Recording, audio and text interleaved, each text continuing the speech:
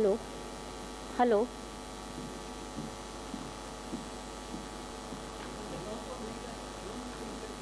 Hello. Hello.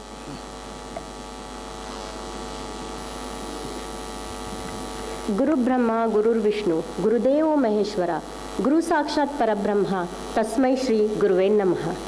Good morning. I am Dr. Shweta Biradar.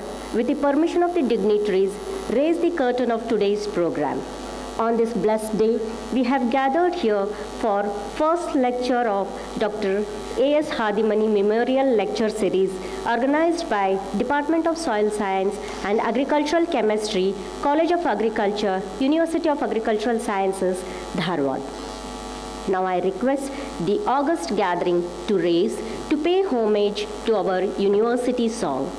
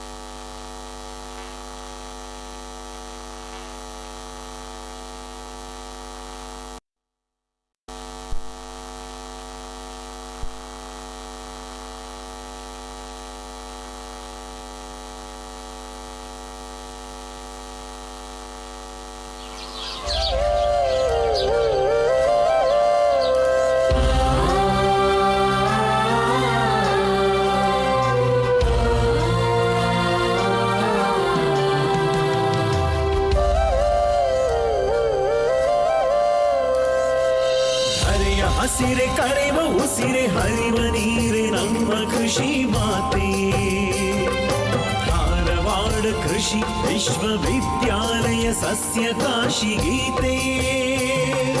ನಮ್ಮ ಕೃಷಿ ಮಾತೆ ಸಸ್ಯ ಕಾಶಿ ಗೀತೆ. ನಮ್ಮ ಕೃಷಿ ಮಾತೆ ಸಸ್ಯ ಕಾಶಿ ಗೀತೆ.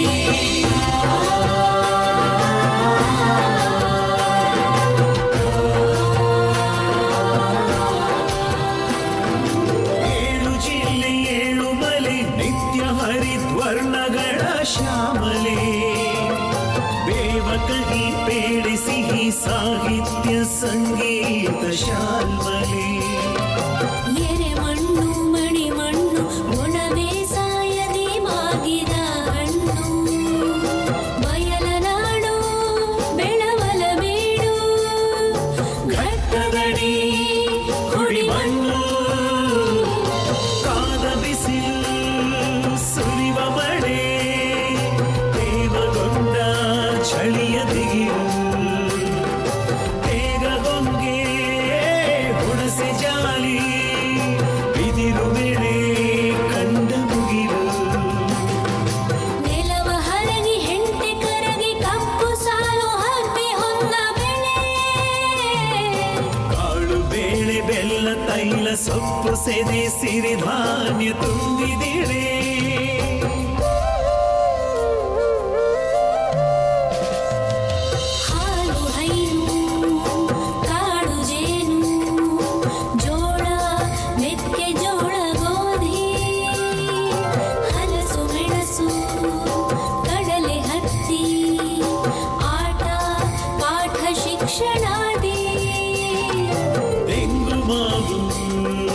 ಚಿಕ್ಕು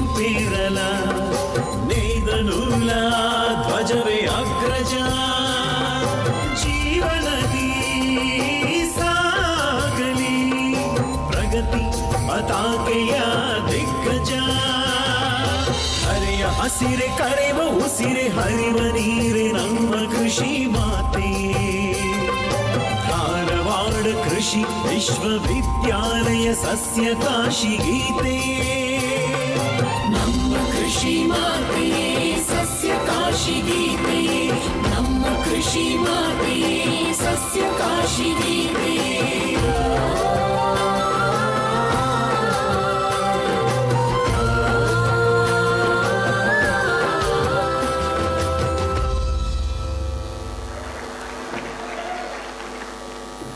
Thank you everyone. I regret the inconvenience caused. Now I request the dignitaries to grace the dais.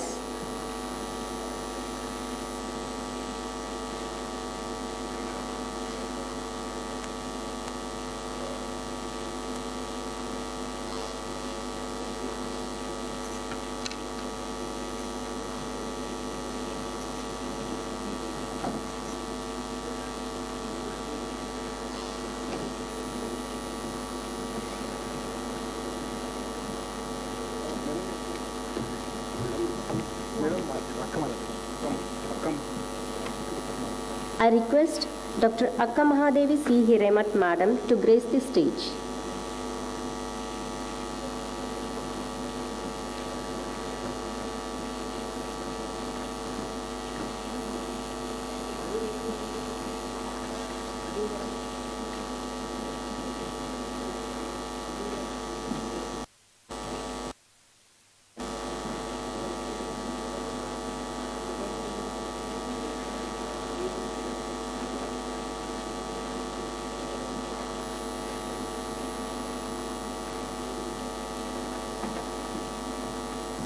Now I request Ms. Chinnamma and Ms. Amruta, fourth year agriculture students, to sing an invocation song.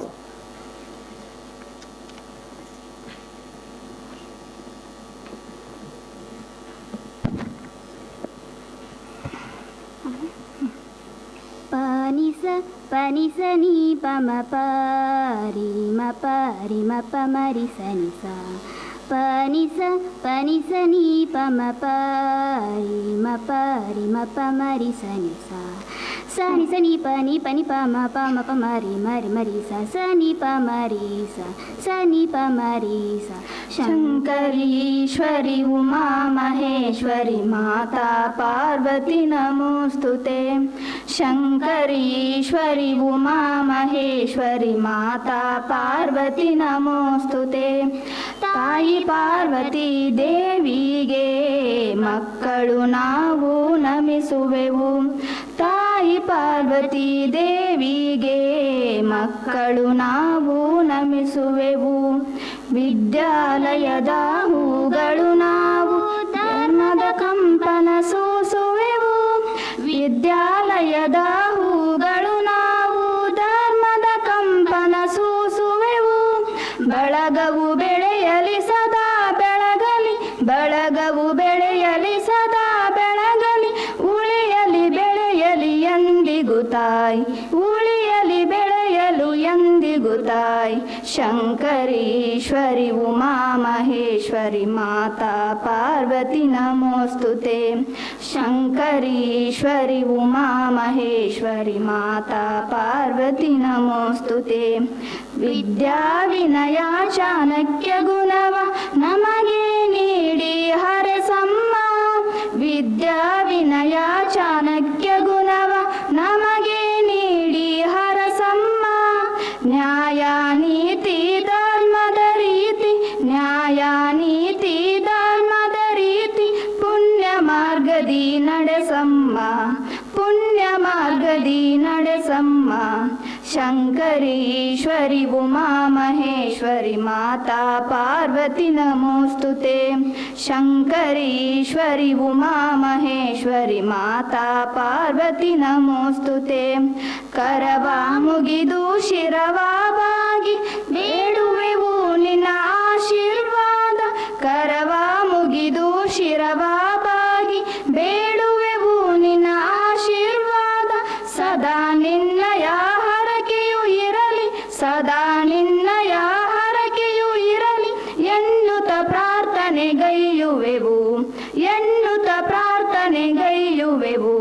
शङ्करीश्वरि Uma महेश्वरि माता पार्वती नमोऽस्तुते शङ्करीश्वरि उमा महेश्वरि माता Parvati नमोऽस्तुते Thank you.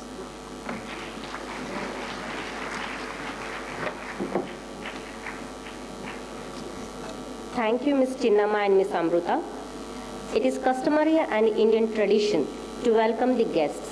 I request Dr. H.B. Bablat, Dean Agri and Campus Head, College of Agriculture, Dharwad, to formally welcome the guests.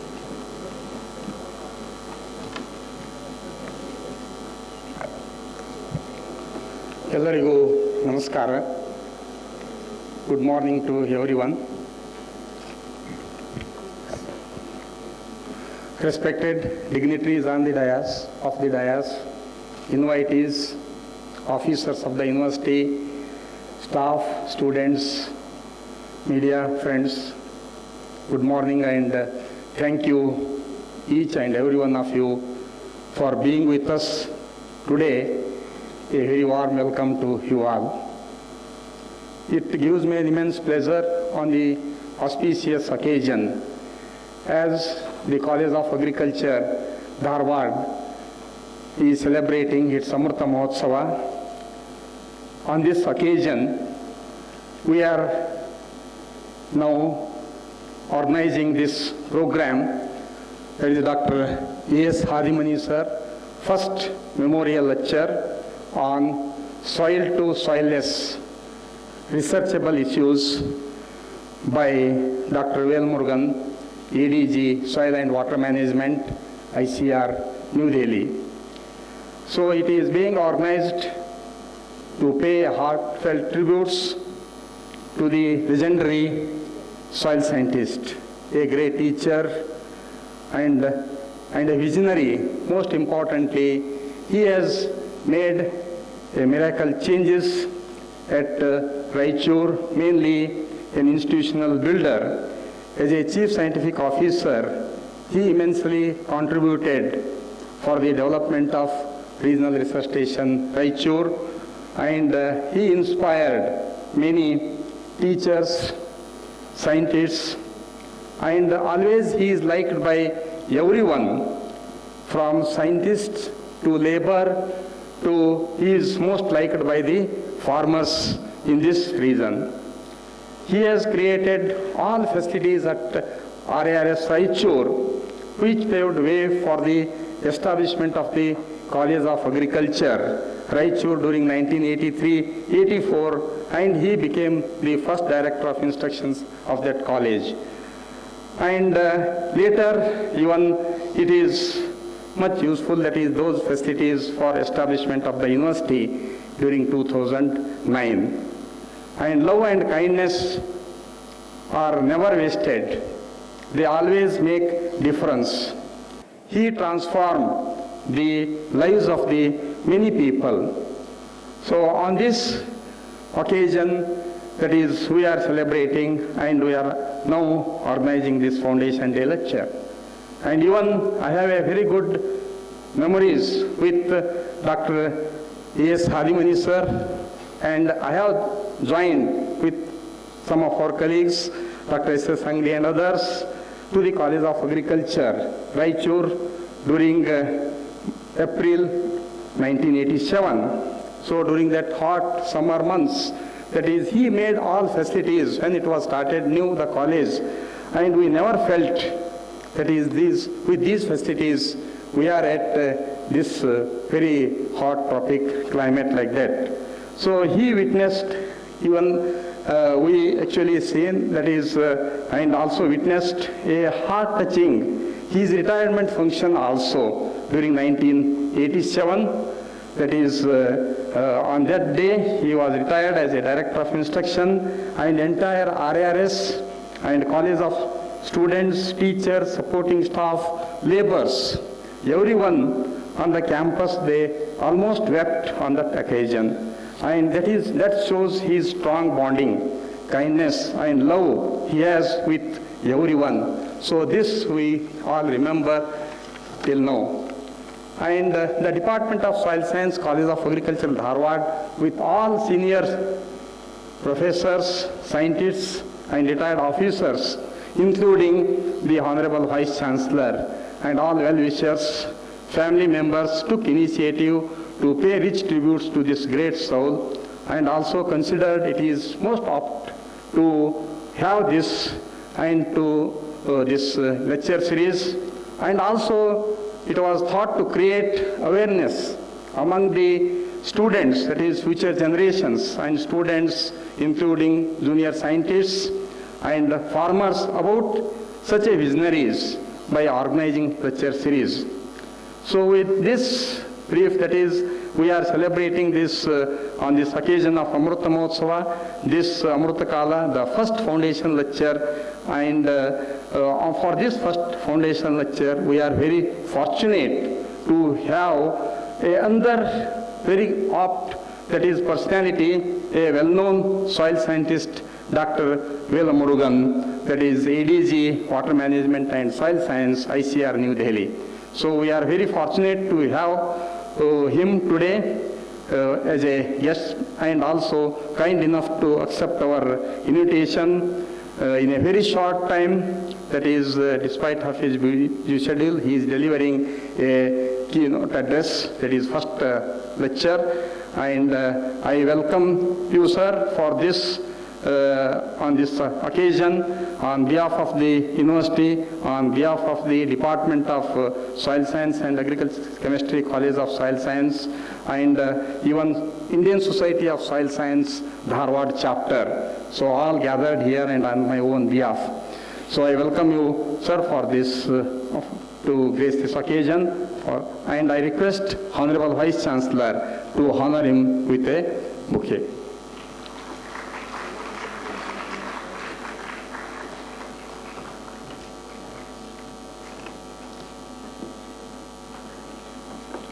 It is my great honor to welcome the president of today's program, a well-known soil scientist and a dynamic Honorable Vice Chancellor, Dr. P.L. Patil, who took initiative to organize this function, lecture series, and he has been kind enough to guide, encourage, and organize this memorial lecture series of Dr. A.S. Hadimani. So I welcome you, sir, for this program, lecture series, and I request Dr. Jagdish, Professor Soil Science, to honor him with a bouquet.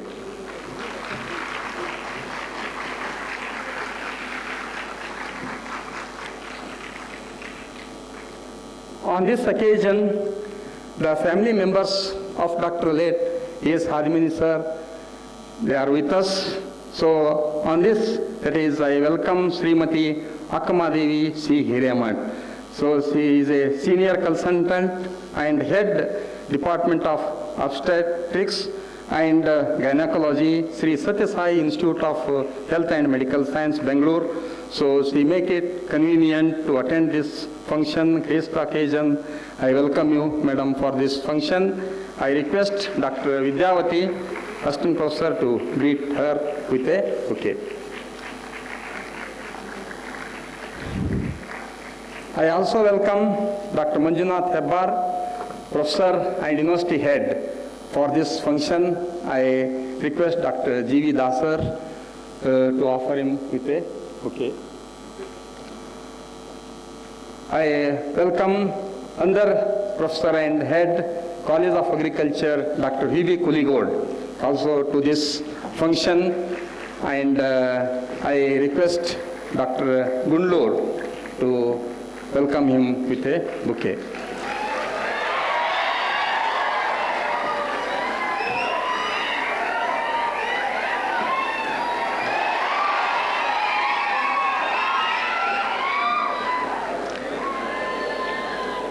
Thank you, and it is my privilege to extend my heartfelt welcome to our first Vice Chancellor, Dr. J.V. Gaud, sir.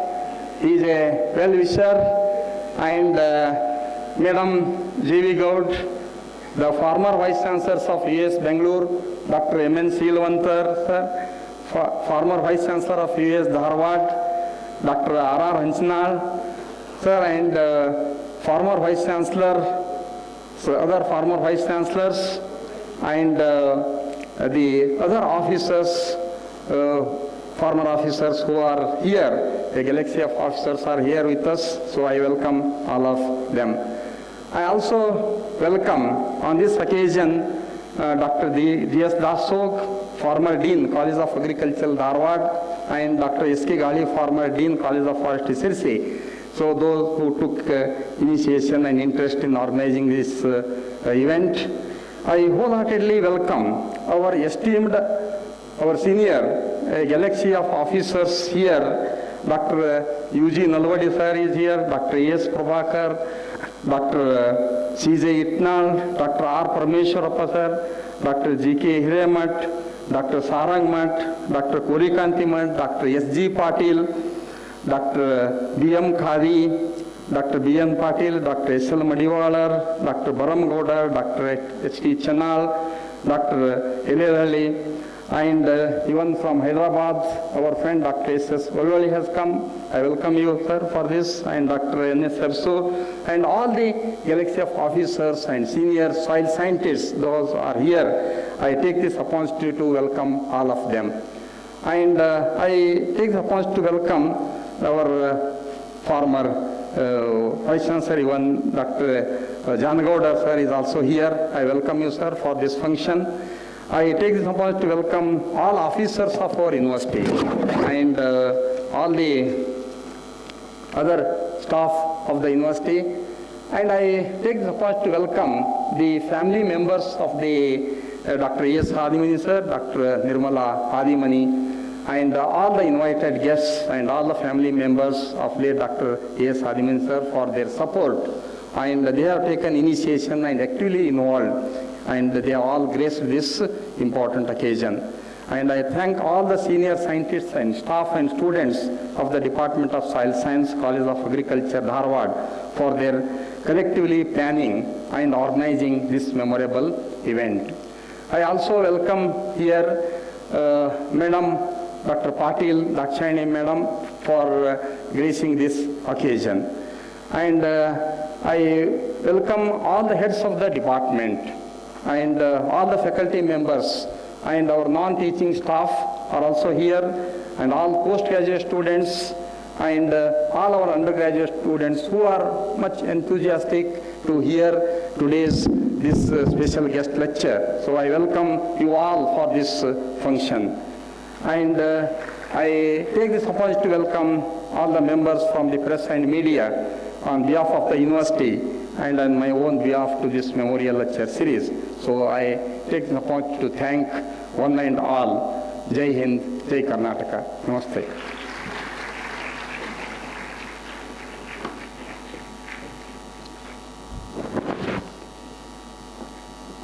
Thank you, sir.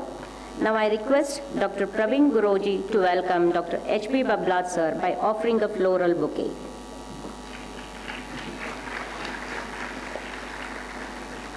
Thank you, sir.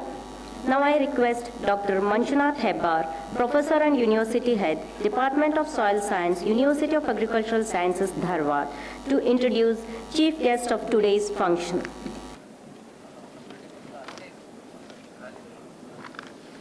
So good morning all. So all the respected dignitaries on the dais and off the dais. So at the outset, I offer my humble pranams to Dr. A.S. Hadimani sir, former Director of Instruction Agriculture, a humble and epitome of simplicity and kindness, and an able administrator who inspired teachers and students to excel in life and profession. So founding this memorial lecture series is a tribute to this great personality and bring together people whom he cared, loved, inspired, and shared moments with him. So we have with us today the chief guest, Dr. A. Velmurugan, Assistant Director General, Soil and Water Management, ICR, who will be delivering the first lecture of Dr. A.S. Hadimani Memorial Lecture Series. So it's a great honor and privilege to introduce Dr. A. Velmurugan, sir, ADG Soil and Water Management, ICR. So he got his BSc Agri degree from TNAU Coimbatore. He completed both his MSc and PhD degrees in soil science in the prestigious IRI, New Delhi. He accomplished his postdoctoral degree at the Center for Management of Carbon, Ohio State University, Columbus, USA. So he has a vast experience in spectrum of fields. So he started his career as research scholar at National Bureau of Soil Survey and Land Use Planning, New Delhi. Later, he worked as land development manager under NABARD, Mumbai. So he worked as senior scientist at Indian Institute of Remote Sensing, Dehradun. Later, as principal scientist, he headed the NRM division at ICAR Central Island Agriculture Research Institute, Port Blair, Andaman and Nicobar, and served more than 13 years and immensely contributed for the betterment of the institute and farming community in the island. So presently he is serving as ADG Soil and Water Management, ICAR, New Delhi. So apart from these institutional designations, he worked in many different capacities in his professional life, including Chairman of Organic Farming Technical Committee at Andaman and Nicobar, a consultant for the PMKSY Irrigation Plan and Climate Change Adaptation Plan, NABARD. So member of Soil Organic Carbon Reporting, that UNFCC second. Then faculty, Forest Research Institute, Dehradun, Andhra University. Then ITC, that is International Training Center, the Netherlands. So Dr. A. Velumurugan has several awards to his credit. To name a few, so he was awarded with Fakhruddin Ali Ahmad Award for Outstanding Research in Tribal Farming System by ICAR, New Delhi. So he received Dr. Rajendra Prasad Puraskar for Best Technical Book in Hindi on Natural Resource Management by again ICAR, New Delhi. So he was the recipient of Lieutenant Governor's Commendation for Contribution to Science and Development at Andaman and Nicobar Islands. So Dr. A.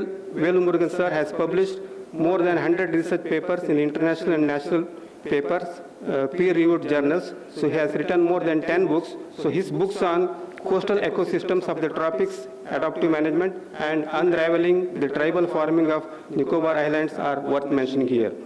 So Dr. A. Velumurugan sir was involved in the development of many technologies, models, and methods. To mention a few, so landscaping methods for climate change adaptation and waterlogged conditions. So bioconsortia for plant growth promotion and PGPR for nutrient mobilization under saline conditions. Biostimulants for plant growth promotion under abiotic stress conditions. So soil carbon assessment and soil carbon assessment protocols and digital carbon mapping tool. So pulse and rice varieties for salt tolerance and rain-fed conditions, and solar dryer. So he has undertaken many developmental works at Andaman and Nicobar Islands, namely landscaping methods in 210 farmers' fields covering 208 acres of tsunami-affected land. So that is during the tsunami time.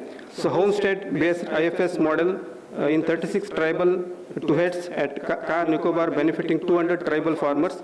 So declaration of entire Nicobar Island as organic under large area certification. So these are only few of the many achievements and accomplishments of Dr. A. Velumurugan sir. So thank you.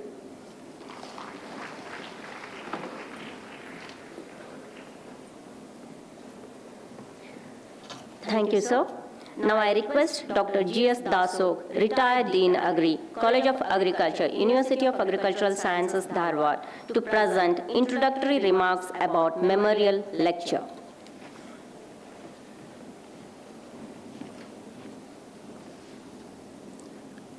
Chairman of today's function and Honorable Vice Chancellor Dr. P.L. Patil, today's Speaker and ADG Dr. Velumurugan, Dr. Babla, Dean of this college, Dr. Akamadevi, daughter of Dr. Hadimani, Dr. Kurigod, Dr. Hebar, former Vice Chancellor, former officers, former colleagues in this university, my dear students, ladies and gentlemen. First of all, let me offer my sincere pronouns to Dr. Hadimani. We have gathered here to listen to the first memorial lecture in memory of him.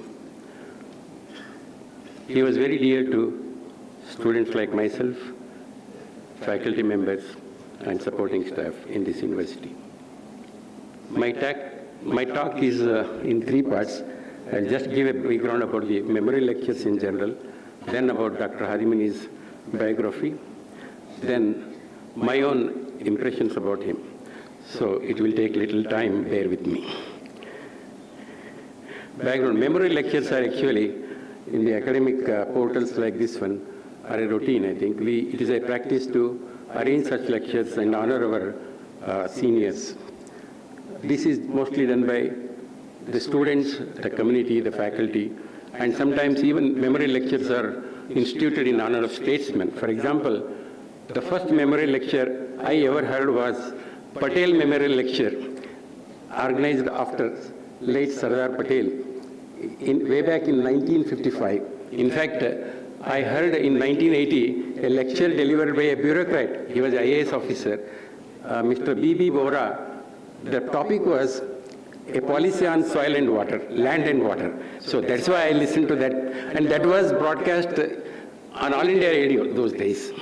So with the radio, in fact, there was not the era of television. The first memorial lecture I ever heard was that one, and it really impressed me very much. Since then, I think I generally don't miss talks of that order. And we have a tradition in our own Indian Society of Soil Science to organize memorial lectures in memory of so many soil scientists. In fact, it may have swelled to nearly 15 to 20 of them right now. And that is a tradition for the last several years. In fact, I myself delivered 2 memorial lectures. One, Dr. B.B. Roy first memorial lecture in Nagpur, organized by Indian Society of Soil Survey and Land Use Planning. And the second, the famous Dr. Tamne memorial lecture, organized by Indian Society of Soil Science. So the tradition now is trickling down to the university level also. In fact, we already have some memorial lectures in the name of Dr. S.W. Menzinkai, Dr. S.V. Patil, and Dr. R.K. Hegde. And this year, being Amrit Mahotsav, our Vice Chancellor thought it appropriate to broad-base these memorial lectures and include many others who are left out. That's why I compliment Dr. Patil for really thinking in this direction. And as a result, we recently had memorial lectures in the name of Dr. Kallorgi, in the name of Dr. K.C. Hiremat, and this is the third one in the name of my own favorite teacher, Dr. A.S. Hadimani, and many more are in the pipeline. So this is a very good tradition that's happening in this university. Now I shift to Dr. Hadimani, his brief biographical sketch. Allappa Sangappa Hadimani, as he was known, was born on 30th April 1927 at Mamdapur village in Gokak Taluka of Belgaum district, in a respectable family of merchants. He completed his primary education in Mamdapur High School from Gokak, and he moved to Belgaum for his inter-science, which he completed in Puja Sri Nagnur Mat boarding school. Then he completed his BS Agri from Agricultural College, Pune in 1949, and soon afterwards he started his career as a bunding officer in Agriculture Department in the then Bombay government. In 1958, he was deputed to IRA for higher studies. He completed MSc Agri in IRA in 1960, working on Nazafgarh soils, which is northwest of a block in Delhi, under the able guidance of Dr. K.V.S. Satyanarayana. After the return from IRA, he joined as a lecturer in the College of Agriculture, Dharwad.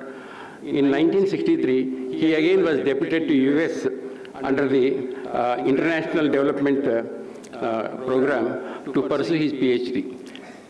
So he did his PhD from Kansas State University in Manhattan campus between 1963 and completed it in 1967. The topic of research there was iron and manganese accumulations in soil profiles of Kansas State. After returning from USA, he worked at College of Agriculture, Hebbard for a brief while, and then he came over to Dharwad in 1969 and stayed here until 1976.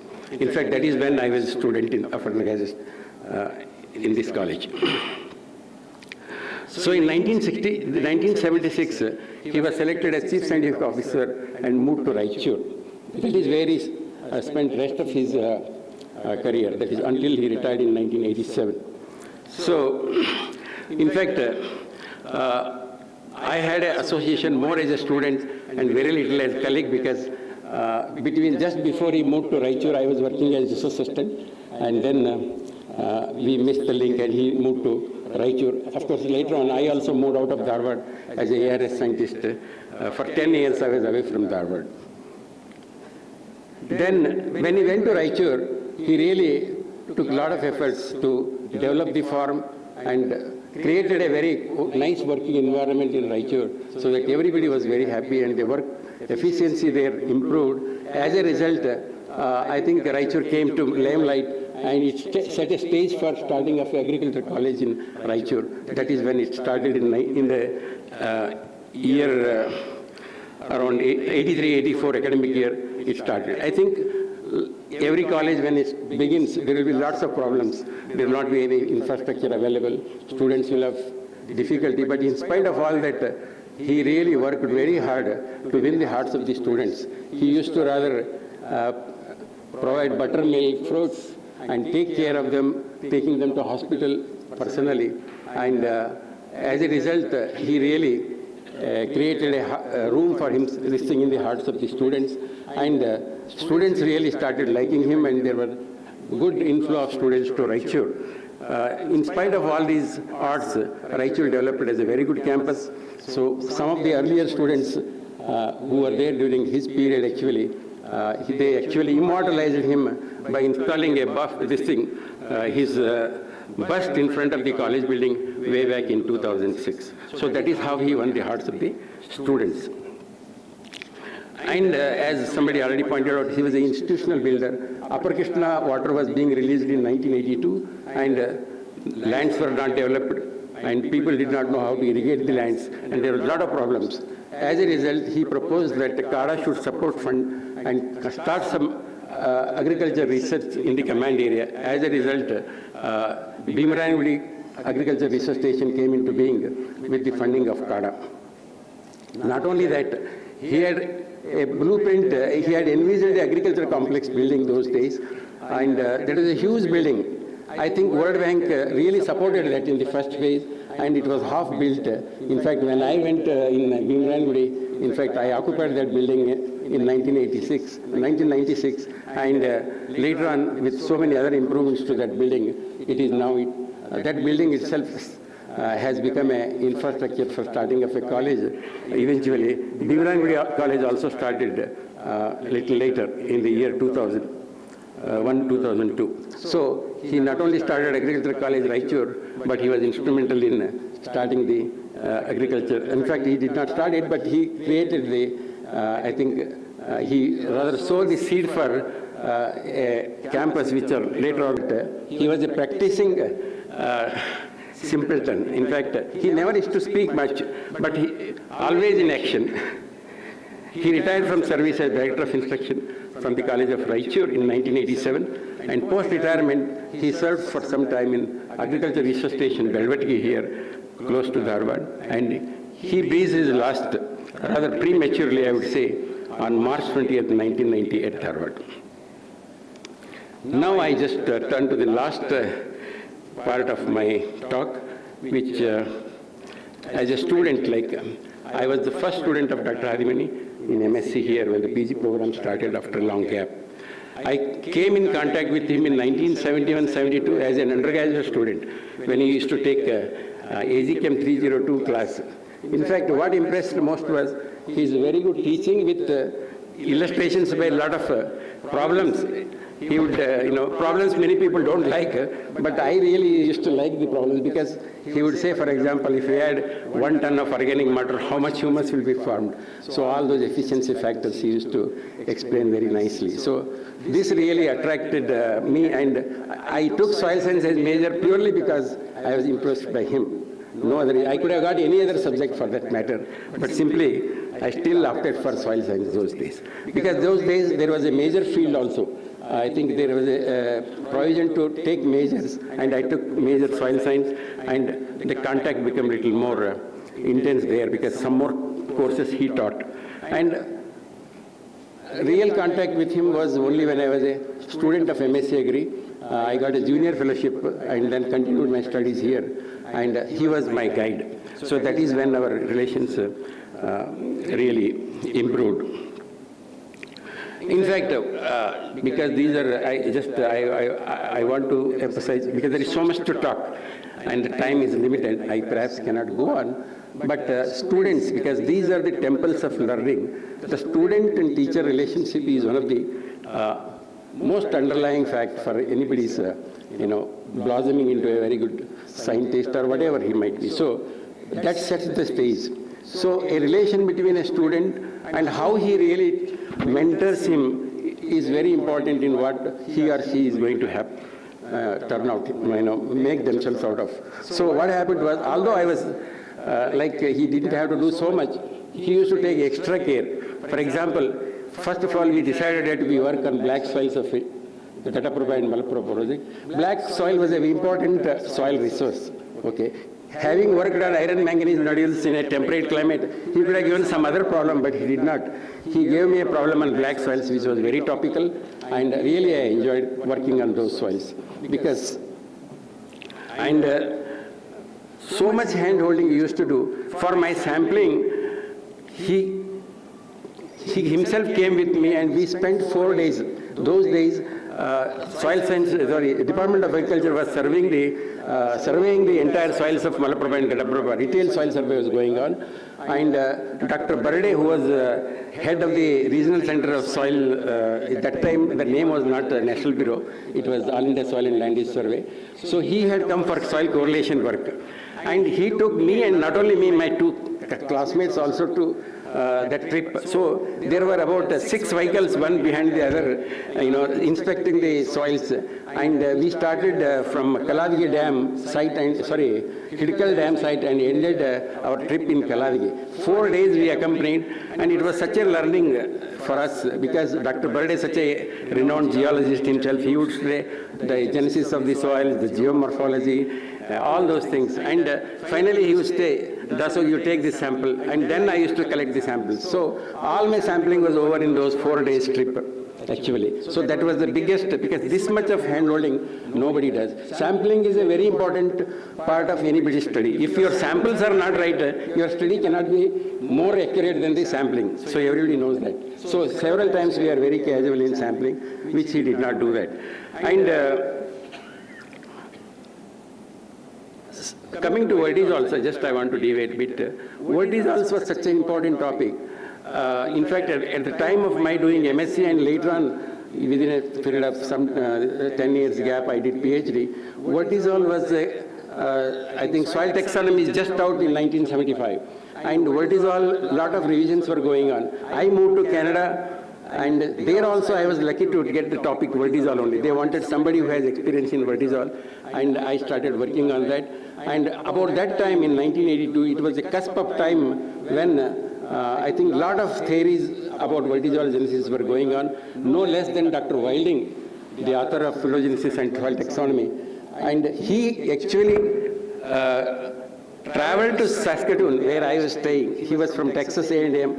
He stayed with me for 1 full week looking at all my soil profiles, just like the repetition of what happened in MSc. So he individually inspected all my sites and said, you include this one, you do not include that one. So that was the level of involvement. And Dr. Wilding, is a top pedologist in the world. I had the fortune of interacting with him and sharing my research. So, and Dr. Hari Ishwaran, he is not an Indian, he is from Malaysia. He was the director of, one of the directors of US Department of Agriculture relating to soil classification and other things. He was also very familiar with what I was doing in Canada, and it all resulted in the creation of a suborder in the soil taxonomy and an independent order in the Canadian system of soil classification based on my study. So this really put me in a very good spot, and I was instantly popular all over the this thing for the work on vertisols. One other thing I must mention here is, I did not ask for it. One fine day he said, in the very initial, even within the first semester, he said, you take the keys of my office and use it, all the books, whatever that is there. So I was so fortunate that after he is gone at 5 o'clock, I would have entry to his room. I would sit there until 10 o'clock, read all, means he even not used to lock the cupboard. Everything was open. I can pick any thesis, any notes, any book that was available, and make best use of it. In fact, I must tell a joke here that one day I was very careless. All three of our classmates, we went to a matinee show to Hubli English movie because Dharwad was not screening English movies. And I kept my key of his office with me only. Then I got realized a little later at 5 o'clock that I have brought the key with me. Then there was nothing much I could do because Dharwad to Hubli traveling was nearly less than 1 hour. So I just kept quiet, and by the end of the day, our HOD had sealed the room. And next morning when I came, I had to again beg my forgiveness to HOD, and there was some reprimand and warnings, and I just kept quiet. I thought that was the last day I would not get the room once again, but it didn't happen like that. Dr. Hadimani, to my surprise, he never talked about that, why did you go, all those things. He never opened the topic at all. Oh my God, I was really surprised, and we continued to use that room until I wrote my thesis. Not only that, when I was a faculty of this college, I used the same room for 14 long years. From 1998 to almost 2000, till I became dean, I was sitting in that office. 14 years, using the same furniture, because furniture of those days were so quality ones, we did not feel like changing them. That's something, that is the level of trust he had. In fact, he used to keep platinum crucibles in that office. He never bothered. You know, so much trust he had, although I was not a very careful person. Another hand-holding, I must say, is even for small material, my seminars, for example, the very first seminar, those days audiovisual aids were very rare, and he said it has to be a slide projection. I said, okay, but then he requested one Dr. Balasubramaniam in pathology. He was the only one who had a very fancy camera those days. So he made a personal request to him that he take photograph of all my material. So he did, and my very first presentation was a slide presentation, a MSc, and that too a very important topic like carbonate nodules, which I think we have worked very intensely and published a lot on those particular material. So he also had the habit of taking us on any farmers meet in UKP, this Malaprabha, Gataprabha, Kada administrator from Belgaum used to come. Those days, one IAS officer, Mr. Dubashi, I know his name, I remember his name also. So we simply don't have any business, we used to think, but still, the idea was he used to expose us to those kinds of meetings so that we learn from what happens there. We were never allowed to talk, or we did not have that kind of experience, but still we were made to observe all those things so that in future date that would be helpful to us. So in fact, similarly, he used to take us to the World Bank review meetings in UKP. That was just about the time I joined this university. That also, we just used to be there for all day discussing with the World Bank. But later on, my interaction with the World Bank has been so heavy that almost day in and day out, 10 long years, we handled a project on World Bank funded JSYS, and later on Sujala project, which Dr. P.L. Patil was the principal investigator. So World Bank review mechanisms, everything was so familiar to us. So this was the level of hand-holding. I think that is what he did. And this is very important. This creates a very nice working environment, and the students will feel motivated, and they will do their best under the circumstances so that they will not be wanting on anything, because there are no excuses. Everything is provided so well. And celebration. He used to speak very little, in spite of so much association. Hardly any time we have talked for so long, because he never used to talk. Only body language we used to observe and think whether my action was in affirmative or negative. So we used to correct ourselves based on that. He never used to preach that you should do this and that. He was never a preacher. He used to practice that, and it was our part to observe that and emulate it. That's all he used to expect, nothing else. He never said that you have to do this and that. He was very open-minded that way. And celebration, small things we used to observe, although it took quite some time for me to realize. Like on the day of my seminar, on the day of my final viva or defense or any such thing, he would don a coat. On other days, he will simply come with a, his dress used to be very simple, always white half shirt inserted in blue or black pant with shoes always. So on those occasions, he used to wear a coat, and I really appreciate. On the day of my defense, he even brought Dharwad peda to celebrate the occasion. So that was a very good gesture, which very few people do.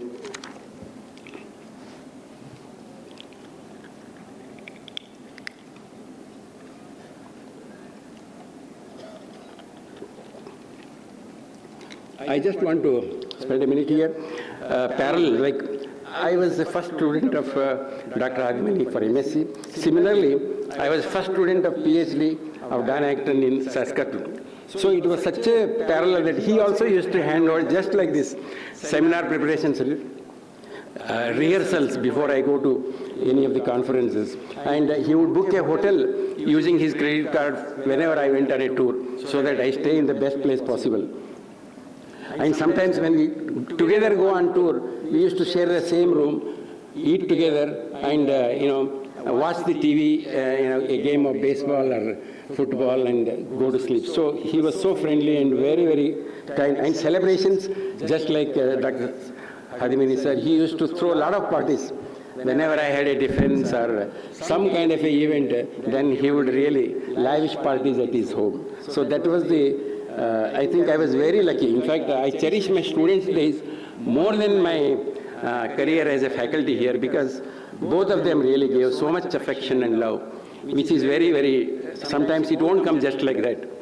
I should consider myself very fortunate. And another, I will take 1 or 2 minutes more. Compassion, as I said, he was I think, kind-hearted man. Literally, I think we just say for the sake of, this was not the case. Because I will narrate one instance here. When I was finalizing my thesis in MSc, there used to be some doubts whether that color was this much or whether there was a water table at that depth. So these things we wanted to check. I wanted to visit those sites once again. He said he will also come.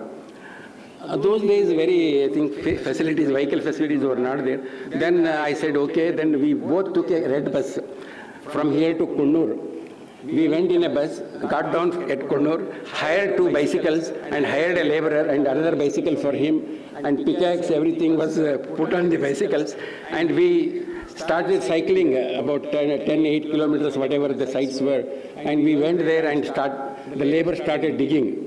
So he was just barely started, and there was maybe some 25% of the work he had finished. Then Sir asked him, you just take some rest.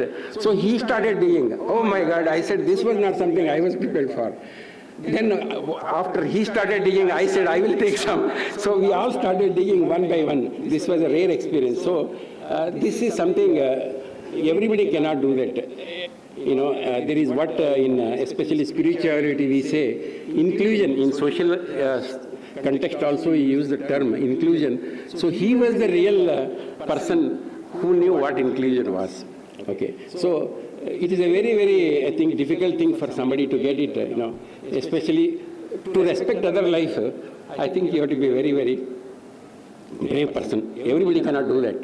So he physically dug, we all 3 dug that, I think 2-3 sites, and came back to Dharwad by night.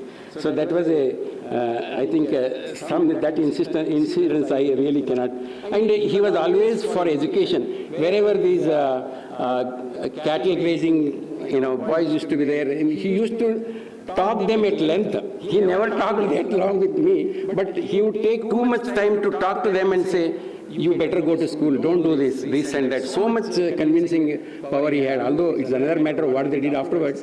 But the concern was something that was very easy to see. Everybody cannot do that. So he was very much for education, everybody. At that time, you should not waste your childhood doing all these things. You should go to school, you should go to school. That is what he used to say. In fact, even when I was in Canada, I requested him to send 2 samples from India for some of the studies my professor asked. And we had taken all this permission from customs. It was not simple sampling. It was for micromorphological work. So they had to be undisturbed samples. And there were specifications. We had sent the box also in which the soil samples have to be put. So he could have said, no, I have no time. In fact, he was having no time. But he did not do that. He personally went to Bijapur and Belagatige. He supervised the operations. He packed it nicely and sent it back to me. And we were always in communication. Even when I was in Canada, he used to write. When I was in ARS also, he used to encourage me. All the time, I think, although he never spoke too much, but always he was a spirit behind my well-being. In fact, I don't know, although I was in ICR for some reasons, I had quit the job and I was in a dilemma whether to come back here or go back to ICR. But the destiny, got me here back. And we were there for very, I think, short time. I think after I came in 19, in fact, within 15 days of my arrival to Canada to India, I think he retired from service from ARS Raichur, RRS Raichur. And then few months later, I also came to Dharwad. And we used to meet here very often, like in Subhas Road or some other place. And especially when he came to university, he used to come to my chamber. And I never knew that he would die so young. I think in 1990, March 20, he passed away. And it was really a setback to, besides his family members, it was a setback to me also, because I thought I will continue to get his advice and counsel for the rest of my this thing. Well, that did not happen. But yet, I was fortunate to be associated with Dr. Hadimani family, even today. And almost all the members are known to me. And Mrs. Hadimani, a force behind all this. I think she was a counsel. I think many times she used to give tips on some of the aspects in the family. And I end my talk by just quoting a small poem written by an unknown poet here. It reads something like this. Some people are to remember and some to perish, but a few are so memorable that one cannot but cherish. I will once again read. Some people are to remember and some to perish, but a few are so memorable that one cannot but cherish. Dr. Hadimani belonged to the latter category. Thank you very much.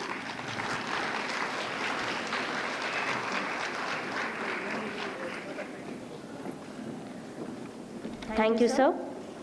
The tradition of lighting a lamp is being followed since ancient times as part of Indian culture. Significance of lighting a lamp is simple yet deep. It spreads the light of spiritual knowledge.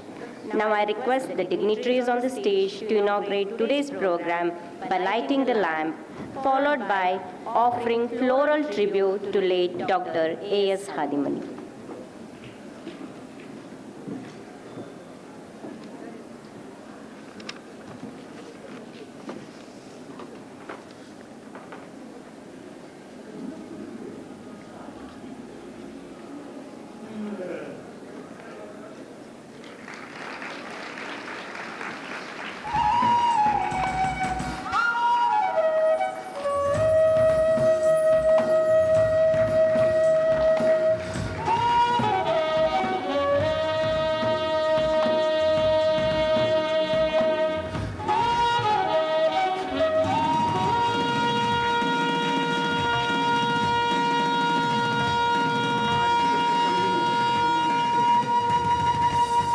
I request the family members to join the stage.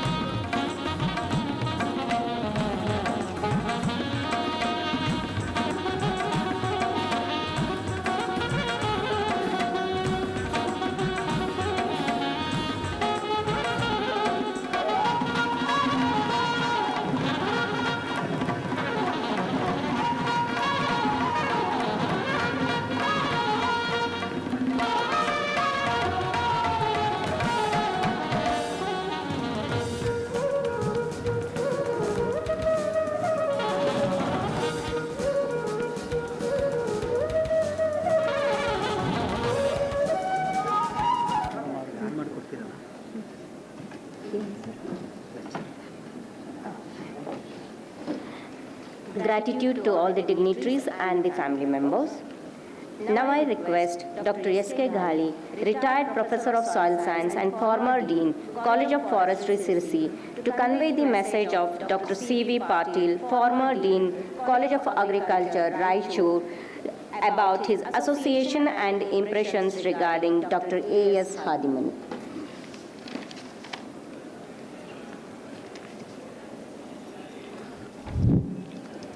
Dignitaries on the dais, off the dais, invitees, staff and student friends. I am standing before you to read the message sent by Dr. C.V. Patil, soil scientist and former Dean of College of Agriculture, Raichur, and close associate of Dr. A.S. Hadimani during 1980s in Raichur. C.V. Patil message. ಮಾನ್ಯರೇ, ಕೃಷಿ ವಿಶ್ವವಿದ್ಯಾಲಯ ಧಾರವಾಡದ ಮಾನ್ಯ ಕುಲಪತಿಗಳಾದ doctor ಪಿ.ಎಲ್. ಪಾಟೀಲರ ಮಾರ್ಗದರ್ಶನದಲ್ಲಿ ಮಣ್ಣು ವಿಜ್ಞಾನ ವಿಭಾಗದ ಎಲ್ಲ ವಿಜ್ಞಾನಿಗಳು ಒಂದಾಗಿ ಡಾಕ್ಟರ್ ಎ.ಎಸ್. ಹಾದಿಮನಿಯವರ ಚಿರ ನೆನಪಿಗಾಗಿ ಅವರ ಹೆಸರಿನಲ್ಲಿ ಸ್ಮರಣೀಯ ಉಪನ್ಯಾಸವನ್ನು ಏರ್ಪಡಿಸಿದ್ದು ಸಂತೋಷದ ವಿಷಯ. ಮಾನ್ಯ ಕುಲಪತಿಗಳು ಈ ಕಾರ್ಯಕ್ರಮವನ್ನು ಉದ್ಘಾಟಿಸಬೇಕೆಂದು ನನ್ನನ್ನು ಕೇಳಿಕೊಂಡಾಗ ನಾನು ಸಂತೋಷದಿಂದ ಒಪ್ಪಿಕೊಂಡಿದ್ದೆ. ಆದರೆ ಈ ಮಧ್ಯೆ ನನ್ನ ಆರೋಗ್ಯದಲ್ಲಿ ಸ್ವಲ್ಪ ವ್ಯತ್ಯಯವಾದ ಕಾರಣ ಮತ್ತು ವೈದ್ಯರು ವಿಶ್ರಾಂತಿಯನ್ನು ಪಡೆಯಲು ಸೂಚಿಸಿದ ಕಾರಣ ನನಗೆ ಈ ಕಾರ್ಯಕ್ರಮದಲ್ಲಿ ಭಾಗವಹಿಸಿ ತಮ್ಮೆಲ್ಲರೊಂದಿಗೆ ಬೆರೆತು ನನ್ನ ಅನಿಸಿಕೆಗಳನ್ನು ಹಂಚಿಕೊಳ್ಳಲು ಸಾಧ್ಯವಾಗಲಿಲ್ಲ.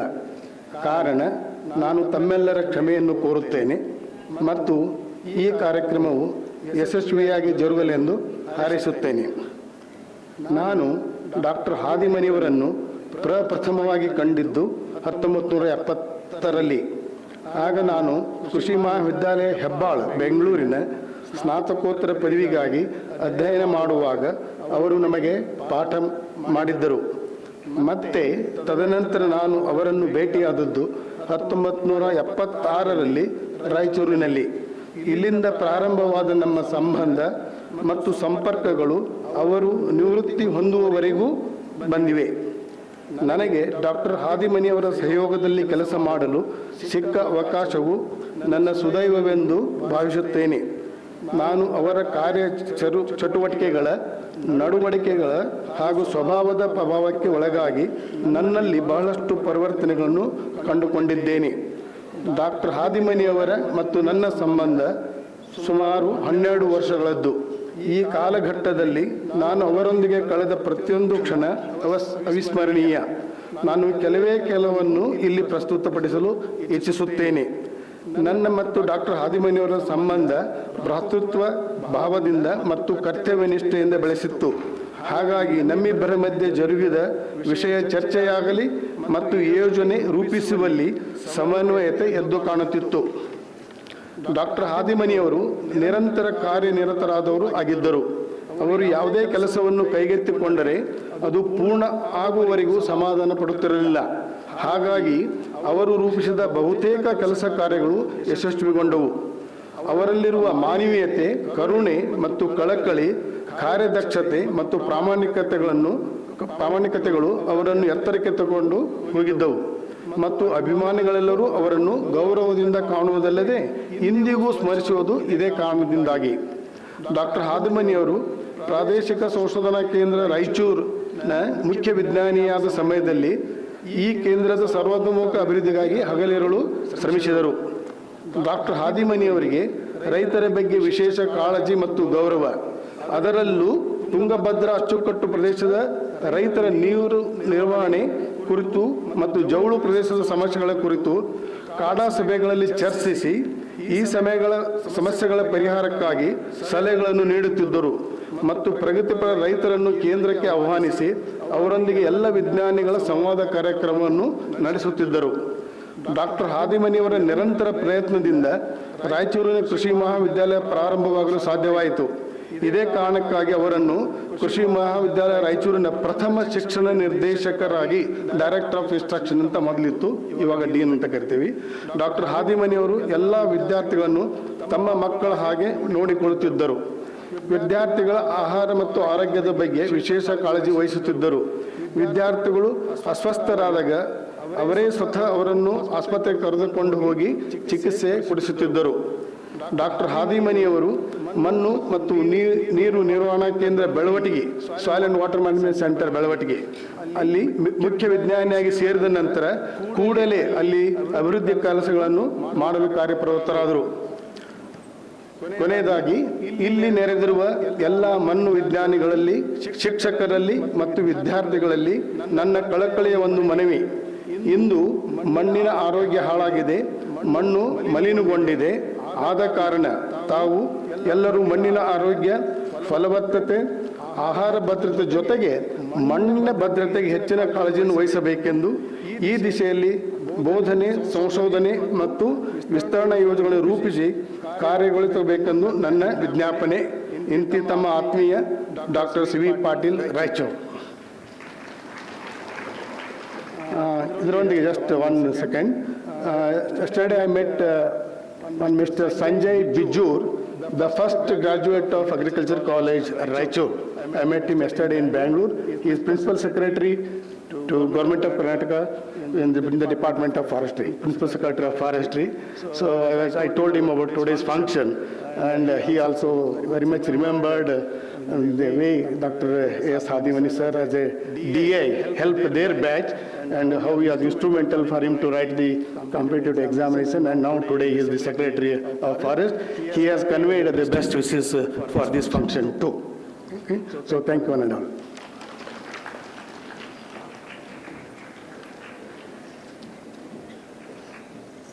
Thank you, sir. Now I request Dr. Velmurugan, ICAR New Delhi, to deliver memorial lecture on soil to soilless researchable issues.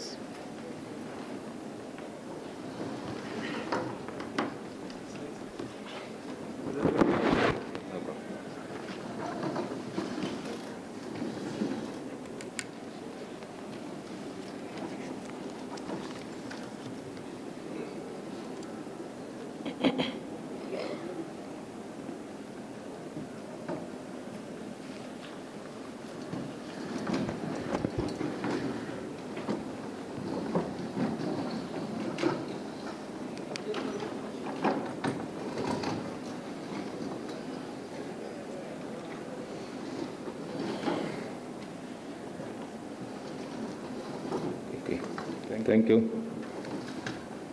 Ellarigu namaskara. Sudhya, and very good morning to all.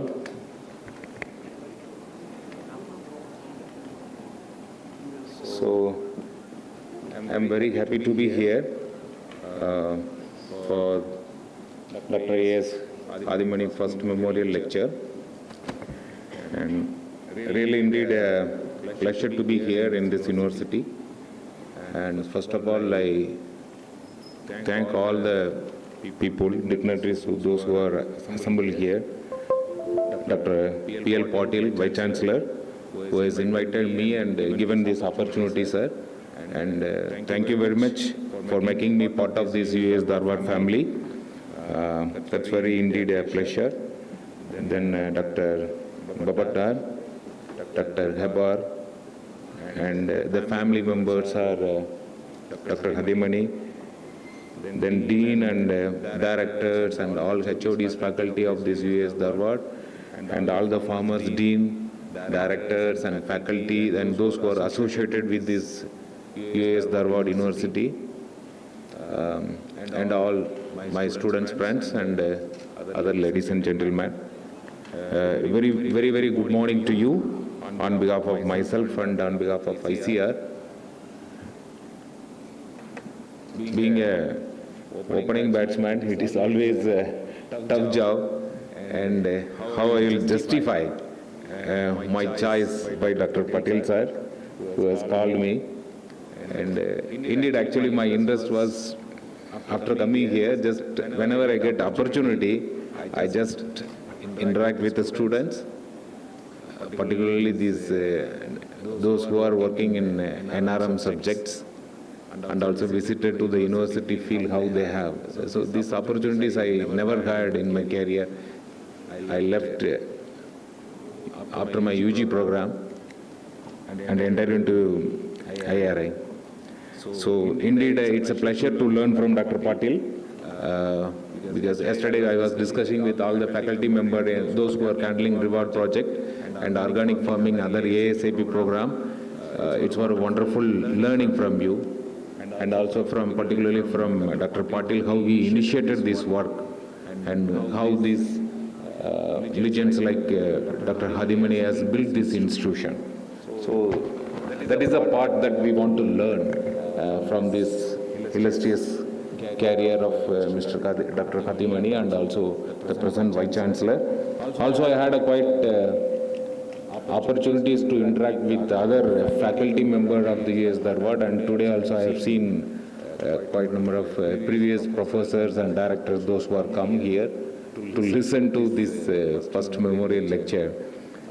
I don't know how we will justify the work and support of this, and also how to bring on board particularly the students. That's indeed it's a concern in the emerging scenarios. So with this background, once again I thank Dr. Patil sir for inviting me to this memorial lecture, and also I am very, very happy to be part of this university, and all the former directors and dean and professors of the institutes just have an interaction. Because in science, often we rarely find some points of convergence. Because if you see the politicians, they always find a point, though they are very diverse, very extremely diverse, whether they are from which part of the country or which part of the world, it is immaterial. They suddenly learn to find a convergence point, so that they will sit together, they will interact, so they have diverse. But as a scientist or as students of profession of science, we normally don't find the point of convergence. We always put forth our views very strongly so that our point is heard there in the groups.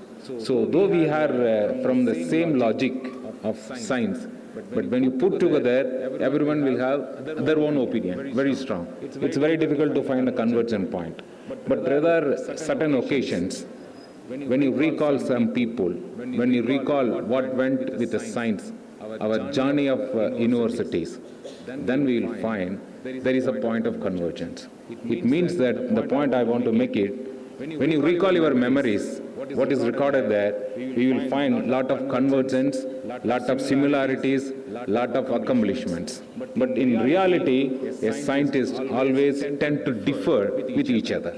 That happens, that has to be.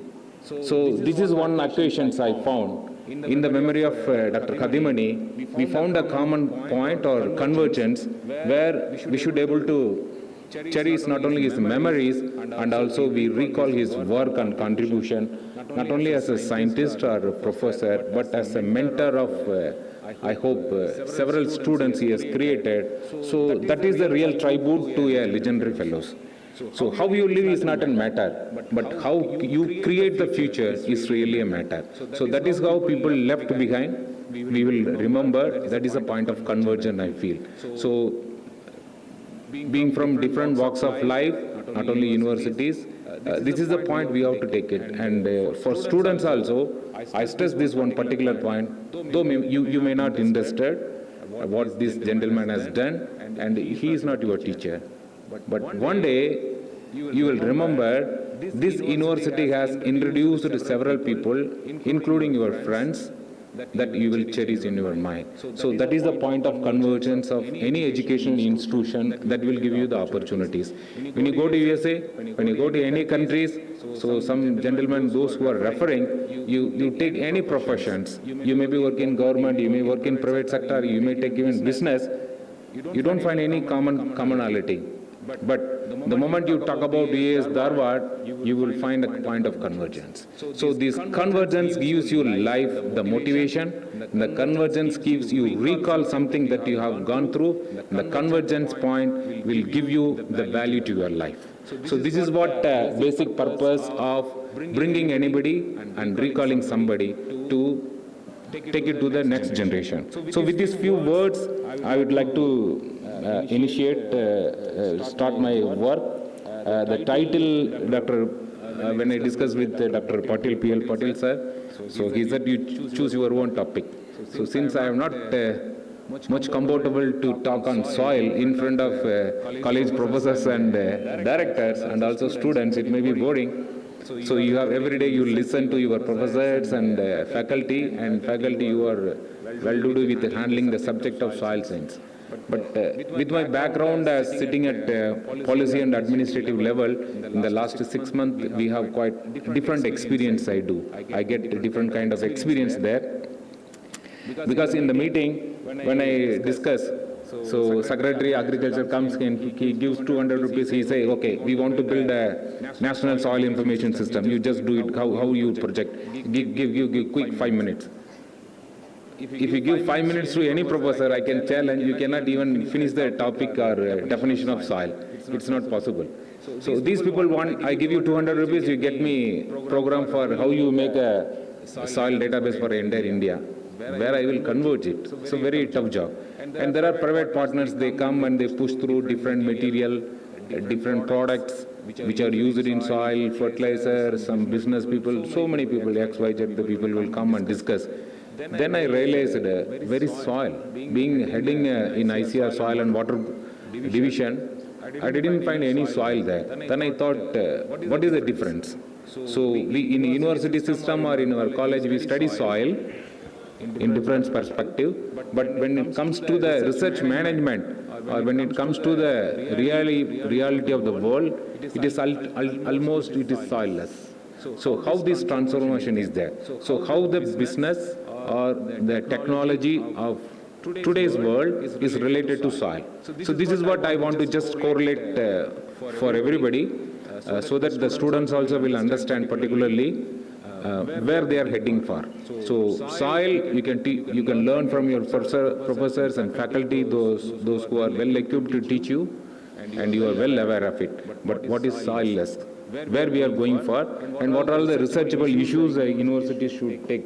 That is why I took this topic, this one, soil to soilless, a researchable, what are all the issues are there to the present world. And second important one, before I start, just I pay homage to Dr. A.S. Hadimani sir, who worked here, and just now I heard about it. So when I asked for this giving a lecture, I wondered how I will talk about Dr. Hadimani, because a popular story is there. So normally we go to, one fellow was there, he studies normally only one always, and second question will give one choice. So there is a exam, you have to write an essay on cow. And another 2, 3 is just he left it. This you know very well. That fellow very well studied cow. There are 2 horns and leg and 4 legs and everything.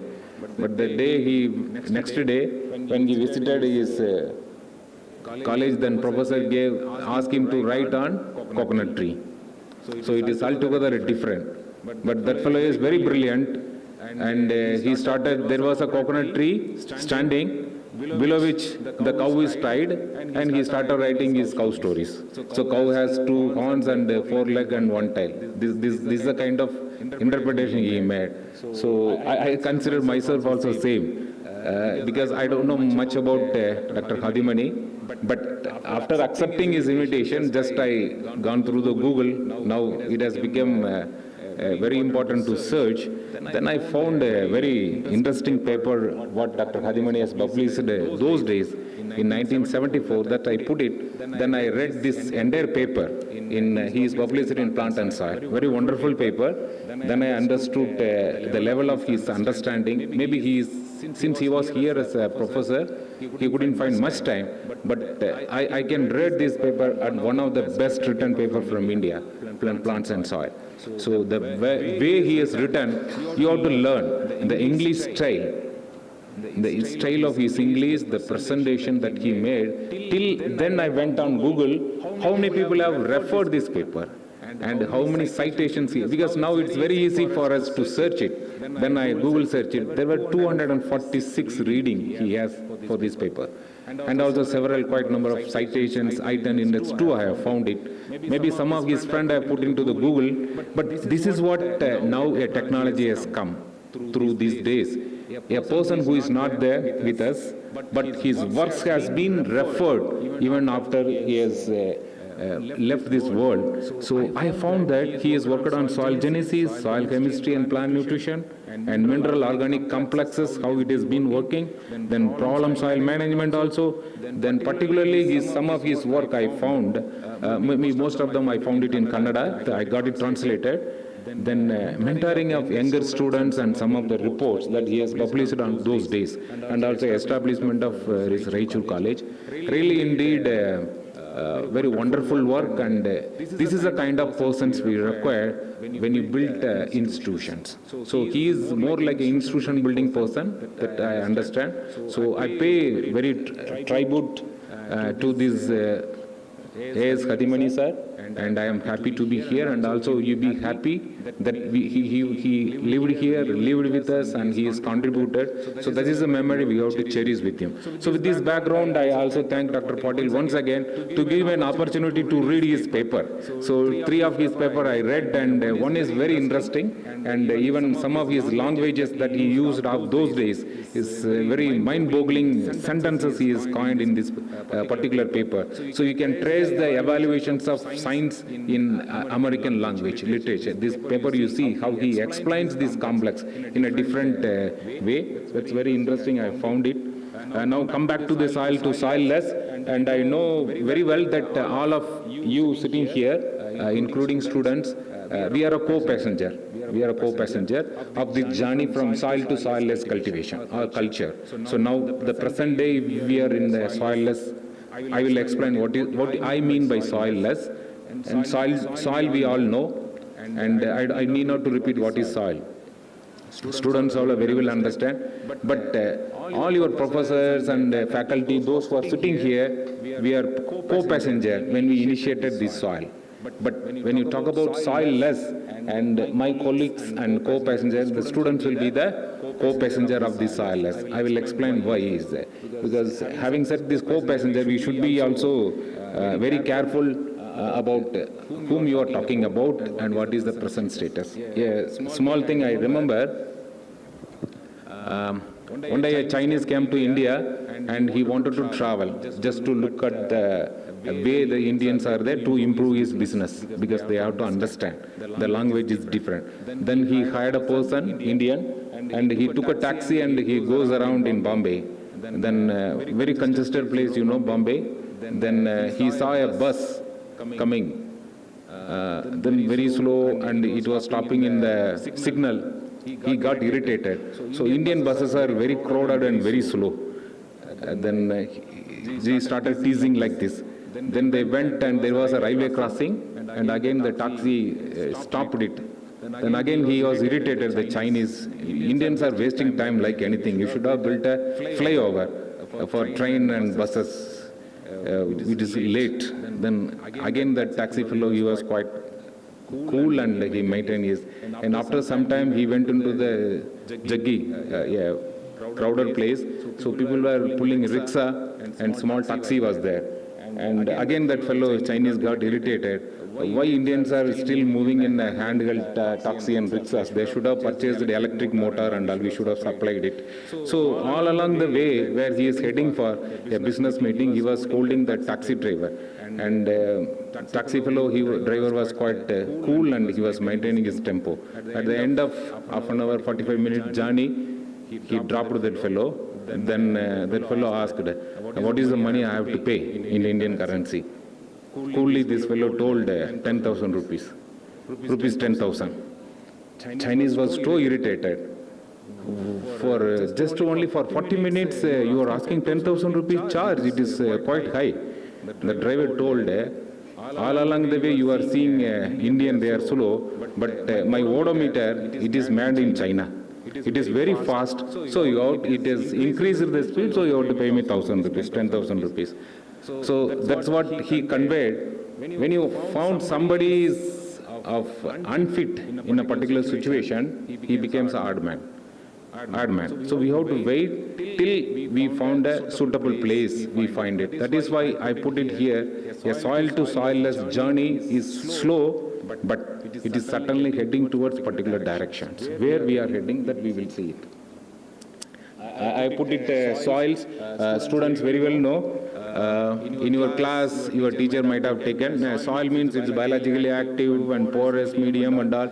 So first one, you will see the Britannica, you will find this definition. And second one, USDA has given a definition, like what is soil, that factors of soil formation we have studied. Then unconsolidated mineral and organic material, what we find it on surface. This is what the definition of Soil Society of America is giving.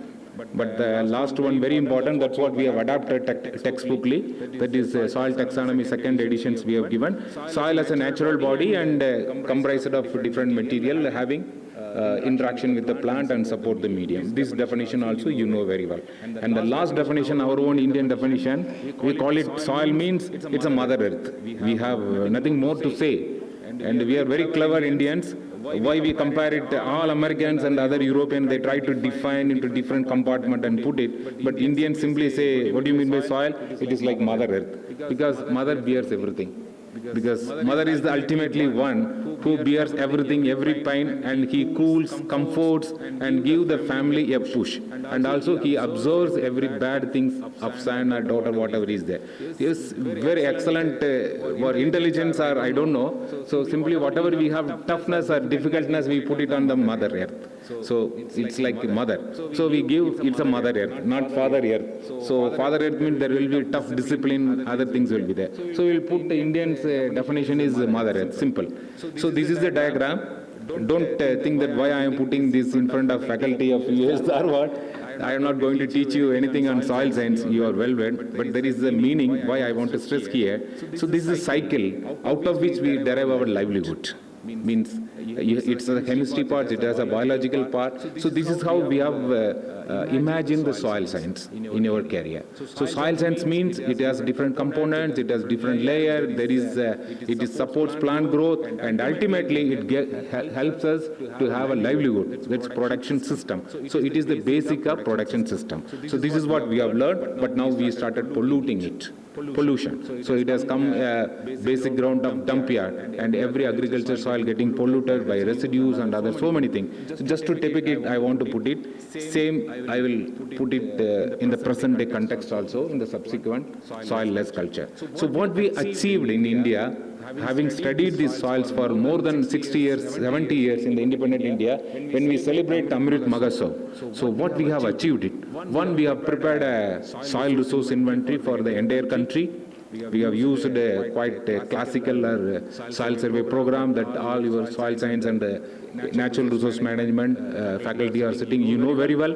And also the students, those who are not experienced in soil survey, this is the one area you underline. This is the one area when you take up any private assignment, any government assignment, will help you to expose yourself, expose and assert yourself. Assert in the sense, it will help you to prove yourself that you are intelligent. So if you know that survey, how to do it, when you are put into the soil, that will distinguish a soil scientist or fellow who has studied agriculture than the fellow who has not studied agriculture. That distinction you will find, I give you the assurance when you are going to the field. When you go to any village, when you go to any place in the world, if you understand this system, you will be better performing. You take it granted. Because when you go to the field, people will look around you, where I have been here. Nearby some farmers are there, you have field. He doesn't understand anything. If you are putting any job, government job, you go to any, even if you are a manager in a particular private company, you land in a particular village, in a particular field, what do you think about it? If you have been given an assignment, you bring 10 people, we want to discuss about a mobile network, what you will think? But that guy will be shaking. But if you have studied agriculture, particularly natural resource management, you will understand the place where you stand has enough water or not. Whether the place you stand has intensive agriculture or not. If it is intensive, what is the background of the farmer? So whether background of the farmer means what is his facility, what is his family background. So immediately it will come in your mind where you stand. The socio-economic background, the resource background, the location where you stand, and its interrelationship with the agriculture and the economic activity of that particular village. So that will come in your mind. So once you got this, just your job is half done. You think of it when you stand in a particular place. Any job, you do it. Even in office also. So it gives kind of confidence that where you stand. And if you're not understanding your surrounding and its interrelationship with the surrounding and economic system of that particular place or village and its political background, social background, you cannot perform anything. So this study of this soil and natural resources helps you to give an understanding of your surrounding. That is what we have achieved in India. Then sustainable management of soil, that also we have achieved. So we have mechanization, we have production increased, we have productivity increased, workforce increased. Then we have developed so many fertilizer, chemistries, then so many products, then soil conservation system, so many things. Whatever you have achieved, all we have achieved. But the question remains, are we served the farmers or our client? Client in the sense, once we used to say farmers are our client. Now, farmers, they are not only our client. In the industry, agriculture industry is also our client. The political backup, administrator, they are also our client. So the client base increase, everybody want to do business with the agriculture. So our administrator, they want to have a specific policy. You have seen Indian Parliament debating for 3 laws for 1 year. Why? There is a stake in the agriculture system. So now your client base has increased, whether we have served as a soil scientist, that is a question to be answered. So if we have served already, we have achieved in the last 75 years of our celebrating Amrit Mahotsav for our country, it is a still question mark why there is a lot of demand and why there is a challenge. That challenge we have to see. But having said all these things, you have to see there is 143 million hectare cultivated land. We have not increased in the last 75 years. Maybe around 132, 143, 144 million hectare we have brought into the cultivation. It is not changed. Maybe some of the agriculture land gone into the other land use system. Similarly, agriculture, forest and other land use come to the agriculture. So more or less plus or minus it has been within 5% or 10%, it remains same. We have not added. But what the managers of land, soil scientists has contributed to this country is a food grain production has increased from 54 million tonnes when we have got the independence now to around 225 million tonnes. The horticulture production now around 300 million tonnes has increased, all from the same piece of land.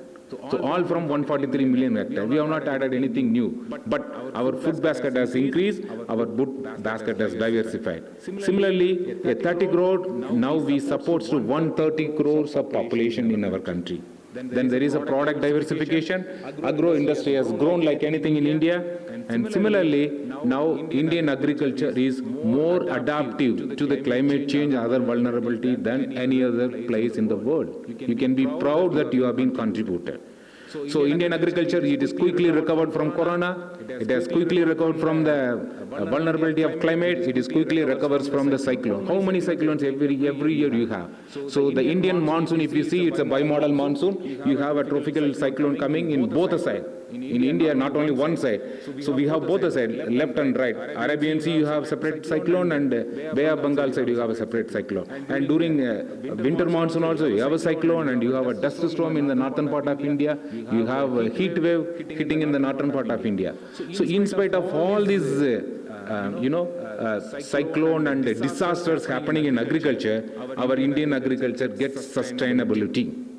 This is what we have to think. Though you have different index, though you may differ with me, it's a lot of things are happening, but you see that India is stable. Indian agriculture is stable. Now you pay 160 rupees tomato, 160 rupees to 200 rupees tomato. But though it is affecting livelihood of people and there are some adjustment is required, but still you get the tomato and still you are able to move from one state to another state, still people are happy with agriculture. During corona, everything failed except agriculture. This agriculture is one such thing, it gives you cushion for the economy. That is one very important thing. Another very important thing, you see just the history of our entire, all last 3 to 4 prime ministers. When you go some of the political debate in the world, including the present governments or previous 4 to 5 prime ministers, they go to Australia, they go for climate change, even for nuclear non-proliferation treaty. When they discuss with the entire world, you have seen the stand of Indian Prime Minister. They never beg it. Maybe they do business for other business and all. Maybe we are not favored. Maybe they favor some other country for political reason and all, but none of the Indian Prime Minister in the last 4 to 5 decades has backed the world for anything.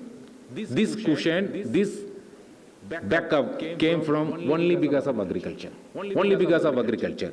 We are able to sustain the production. Just imagine a situation, if an Indian Prime Minister has to beg for 25 millions of wheat to USA, imagine his situation. He will not take NPTT no. He cannot say NPT no. He will go on back, give me food for my people. If a Prime Minister goes to Australia, he talks in the parliament, he boldly takes how he manages the soil, though Australians are better off than our soil management. But he knows that Indian soil has sufficient cushion or buffering capacity to understand and withstand the vagaries of weather. Till that time, you can negotiate with people. So that much of resilience has come into our Indian agriculture. Just imagine what is happening.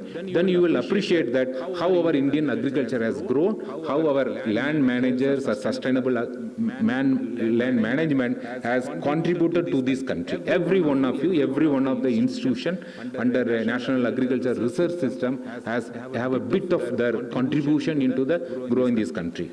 So I also appreciate that how this university system has developing a human resources, particularly the students.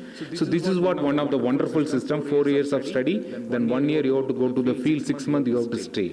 So you don't understand here what you are learning, but when you grow up, when you sit in the chair, you will understand. When you go to different parts of the country, you will understand how this resilience and human resources developed in Indian agriculture has helped our country to withstand all vagaries of political weather.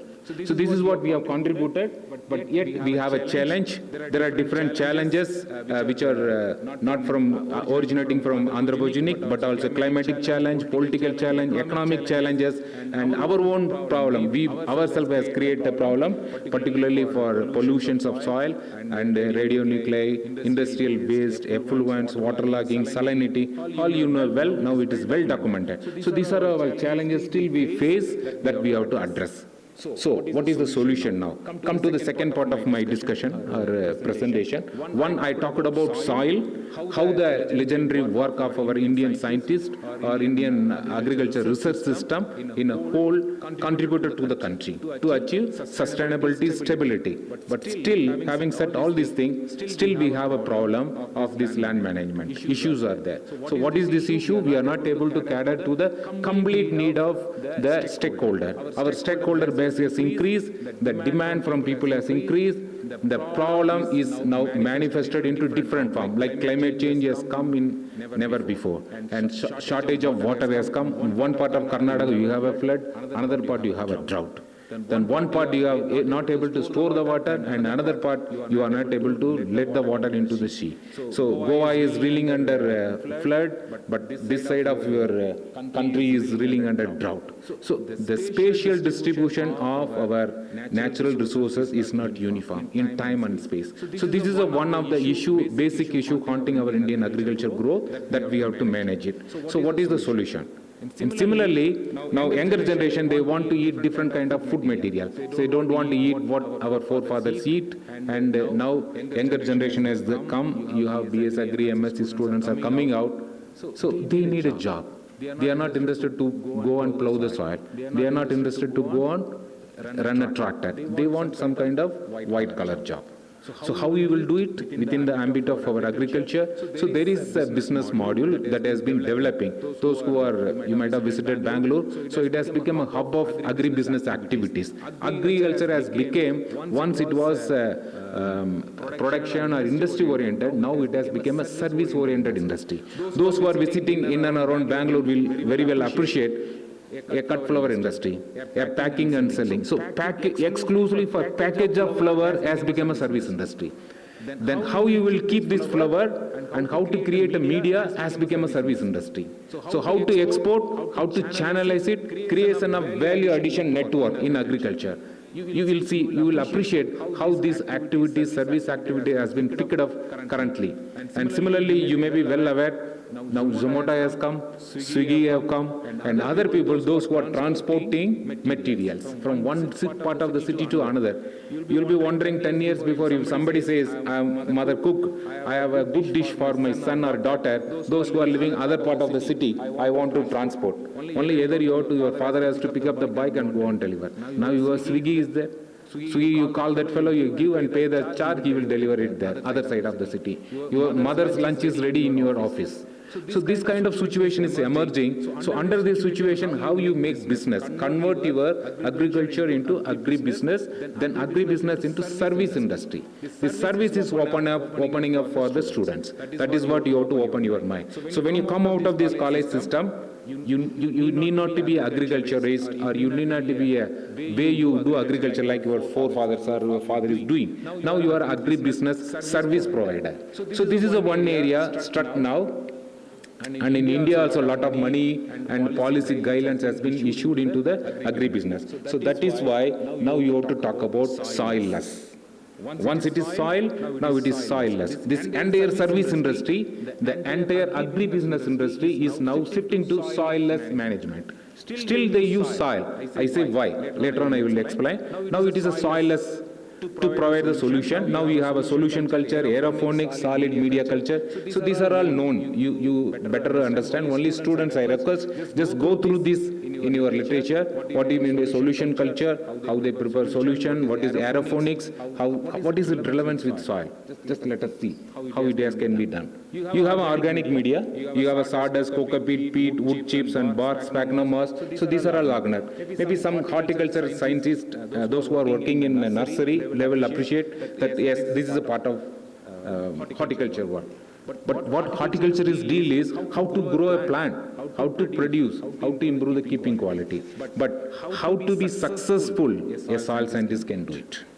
There your soil part is there, where the soil is converted into soilless. Like other natural media, you have gravel, vermiculite, rock and other things are there. Then you have a hydrogel, foam and other synthetic media is there. Now the question is, if you see the industry, how it has been grown, a soilless industry.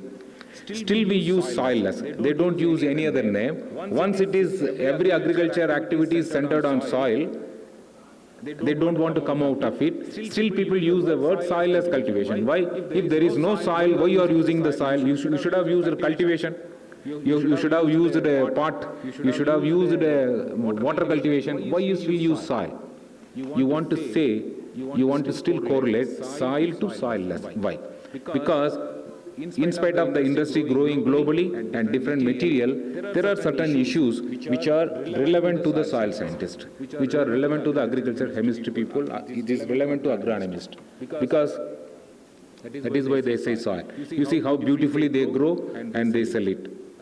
This is what hydroponics and other soilless media is creating. Just have a look at how this soilless cultivation is happening in and around us. We have studied soil, how the soilless is. You see the root system, you have material and in different combination you have to grow. You will be surprising, when I visited Netherlands, there is a separate market. Once they have a separate market for cut flowers.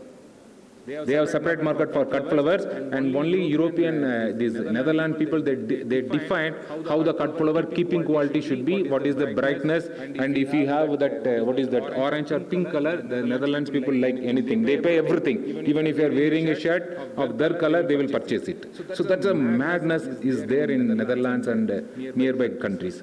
But now if you go, there is a Jiffy, there is a big business, and there is a European Union standard they have created for soilless cultivation.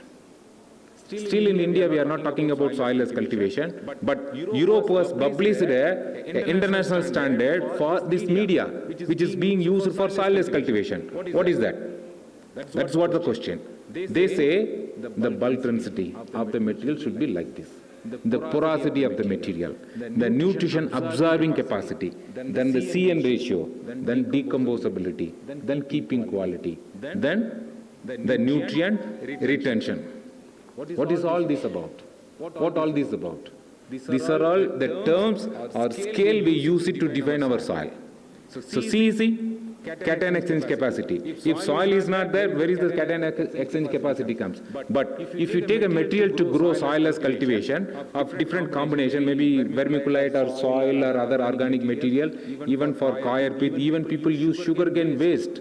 They off-decompose, make it stable and send it for Netherlands. There is a huge market is there. It worth around $4 billion US every year, that business. Only by sugarcane waste. Here, after converting into, we now subscribe to electronic media mostly. Now we don't read newspaper, we don't read anything. Maybe 15-20 years, every day we used to purchase, all educated people used to purchase newspaper and they read it now, you see it in your mobile. But after this, what happened? This offtake of sugarcane waste to make a newsprint or newspaper has come down. Sugarcane waste is no more used for making a paper. Now this sugarcane huge waste is being generated. Where it goes? But if you see in Netherlands and in Saudi Arabia, Kuwait, there is a market is there, you will wonder, coir waste and sugarcane waste which are prepared as a media has been sold in pot culture mixture in Netherlands. There's a huge market is there. And similarly for Gulf, there is a separate market. They wanted to promote urban horticulture. They want to keep a potted plants inside their house and inside office. They don't have media. This Indian market, India, they supply sugarcane waste, then coir waste, mixed in a different proportion. So how they define? There is a scientific notation they have already published. The CEC should be like this. Nutrient absorption should be like this. Porosity should be like this. It should be jam-packed. It should be packed. So if you send 100 gram, when you add water, it should have expansion to 8 to 10 times so that it fill the bag. So it is light in the plight to transport. So they thinking about the transport, they defined that there should be 8 to 10 times compressibility of the material. So this compression, when expansion, then bulk density, CEC, nutrient absorption, low CN ratio so that they can add any nutrient. All are relevant to subject of soil science and agriculture chemistry. And when we discussed with the European Standard Union, I wondered what you people are talking about. You are talking about every unit that we discuss in soil science except the word soil. But it is now, you imagine now, what is the definition? First says it's a medium for plant growth and support because of this property. Now you can correlate with soil science. Now it is very much relevant, you will appreciate that soil science, the subject of soil science and the scale and the unit of measurement we use to understand soil is still relevant and it is applicable to the growing service sector industry. Because nobody knows there to how to define it. Then we defined all these things. Now we promoting this sector as a big service sector from India. A huge plan has been drawn by Government of India how to promote this sector as a media industry. This media is nothing but extension of your soil. Same science what you learn, it is applicable. Another thing, they use hydroponics. So hydroponics what? You use water. In India, where from you will get this much of water if you allow everywhere? So water you won't get. Such a quality water you don't get. You have a poor quality water. So how you will mix it with the nutrient? But it is also water soluble. So if you go for production of water soluble fertilizer, now new material is required. Either organic, inorganic, new material required. There it opens up new vista for all the soil science and chemistry students. So you have, our university system, we have to teach a student, or we should include a curricula that how to develop a new material by reaction. So in chemical reaction, or another issue has come. Recently we have been attending a meeting, quite two important issues I want to highlight from my experience. One is waste coming out of your steel industry. Government of India want to push production of steel. Once you push the production of steel, there is a waste generator, that is a silicate based material, calcium is coming out of it. Calcium sulfate, calcium phosphate, this is the waste material, this is basic slag is coming out of it. Now it has grown into tons and tons, more than 10,000 metric tons is coming out of the steel industry. What to do with this? Simply they want to dump it in the soil. It is not possible. So it comes under fertilizer control order. If you are dumping it or you want to sell it, the fertilizer control order will apply. So this fertilizer control order regulates the sale of material in agriculture sector. So every student should be taught. I request all the faculty, just ask them to download and see what is FCO. Fertilizer control order. It is nothing but your passport to your job. nothing but a passport to your job. And if you understand some of the material product available in fertilizer control order, those who are interested in agriculture chemistry student, you are the most liked by the industry.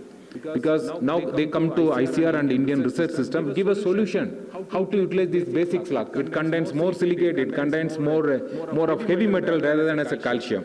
So if you are able to break this calcium basic slug into its compartment and able to dissolve it in a water and make a water soluble fertilizer, now you can use as a soil hydroponics and other system as a fertilizer material. And if you are able to generate one technology, I can assure you the next day I will get you more than 10 crores from JSW Steels. They are ready to pay. Tata Steel is ready to pay 10 crore if you solve that problem, this one particular problem. If you convert this basic slug into a water-soluble fertilizer, you will get 10 crore rupees immediately for the technology. No need for any patent at all.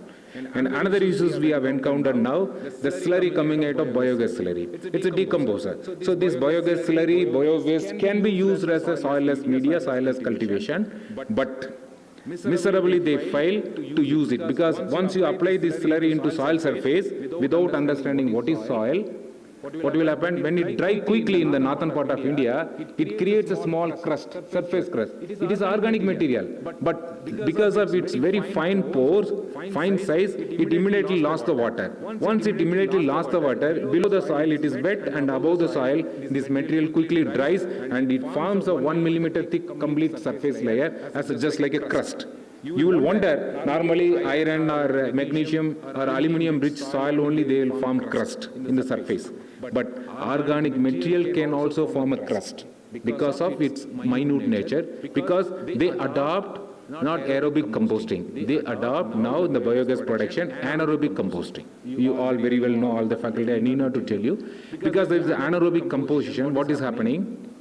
Still it is a secret. We have not opened to the industry. In anaerobic composition, when you compose the material, methane is produced. Along with the methane, since it is a reduction sequence, your nitrate is also get lost as a nitrogen. So this nitrate ammonia get converted into atmospheric nitrogen. Along with the methane, it get emitted and goes out. These industry people, they are wondering, when a farmer produces a compost in aerobic process, CN ratio is something around 0.8 or 1.5 nitrogen getting. But when you go for a digested based system, the nitrogen content is 0.3, 0.4. Why? This one solution, we were scratching our gut, and finally we found out in the research system, they get only 0.2, 0.3 because of conversion and reduction sequence is going so below that nitrate is converted into nitrate, then nitrogen gas. The nitrogen gas goes out along with the methane gas. So methane gas only the industry wants to compress it, sell it as a CNG plant. So you wonder, just you go to the Govardhan website and see, there are around 1,000 to 1,100 plants government of India has sanctioned, and nearly 600 plants are in operation.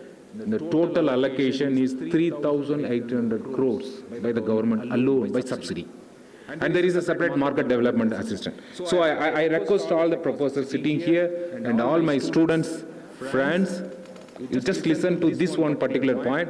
You may be knowing the equation. Equation of organic material decomposition your teacher might have taught in the class. Carbon plus O2, you will get CO2, energy release, then whatever methane and other gases are formed, remaining carbon, just make a equation is possible now. You have learned chemistry works in equilibrium basis. So this side of the carbon goes that side, combines with water, CH4 is formed. CH4 is a gas that we use it as a natural gas. Then energy is released. Then what about the remaining material? What about nitrogen? Protein gets decomposed, that nitrogen comes outside, then it comes as ammonia, oxidized to nitrate, then there is a nitrate reduction sequence goes down in a waterlogged condition or anaerobic condition, the nitrogen gets released. So if we are able to solve some tire, how to retain this nitrogen in a biogas slurry and enrich this nitrate slurry, nitrateless slurry, then increasing the CN ratio to at least 30:1 or 40:1. Now today's the production capacity of Indian industry is 10,000 metric tons Just remember, 10,000 metric tons, 6,000 to 10,000 metric tons of biogas slurry is produced official figure, official in India. And if you are able to convert into a useful product, now you see you are getting how much of organic material you are getting.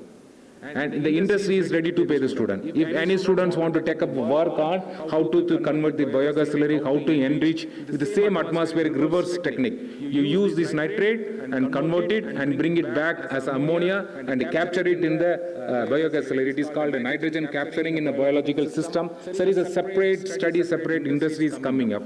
So these are all soilless cultivation. These are all soilless study. But still the basic chemistry that you learn in soil science remains good there. It holds good there. So if you're not understanding the reduction sequence, if you're not understanding the conversion of organic material into compost and gas, you will not understand. None of the industry fellows I have interacted in the last 6 months, none of them will understand if I speak there.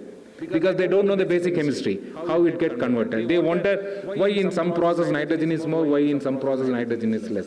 So this is your area where the basic principles of soil science and soil agriculture chemistry is applicable. Still, it is a soilless cultivation, the basic material for soilless cultivation, but still the basic principles of agriculture chemistry is applicable. So this is what I see that Dr. Hadimani has worked some 50 years back. Organic matter iron complex he has published. I have shown this plant and soil paper. Same paper, you read it 2 times, you will get the answer for how to solve this industrial problem. So until otherwise, why I am stressing here is, until otherwise Indian agriculture research system or those who are studying soil science not able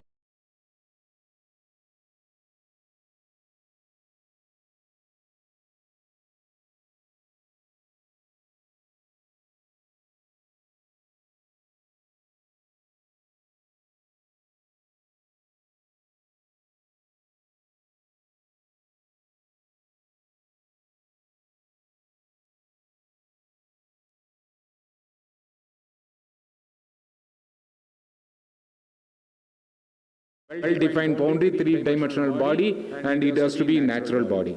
That is not like this. In the core, the spirit of the soil science study is the basic process, the basic science behind it can be applicable to any place. You will better understand the system and you can cater to the emerging need of the industry. There, every new students coming out of agriculture, chemistry, soil, they will find a business, they will find a job. They are the most wanted people there. Indian industry, India, agriculture requires this kind of transformation as this stage.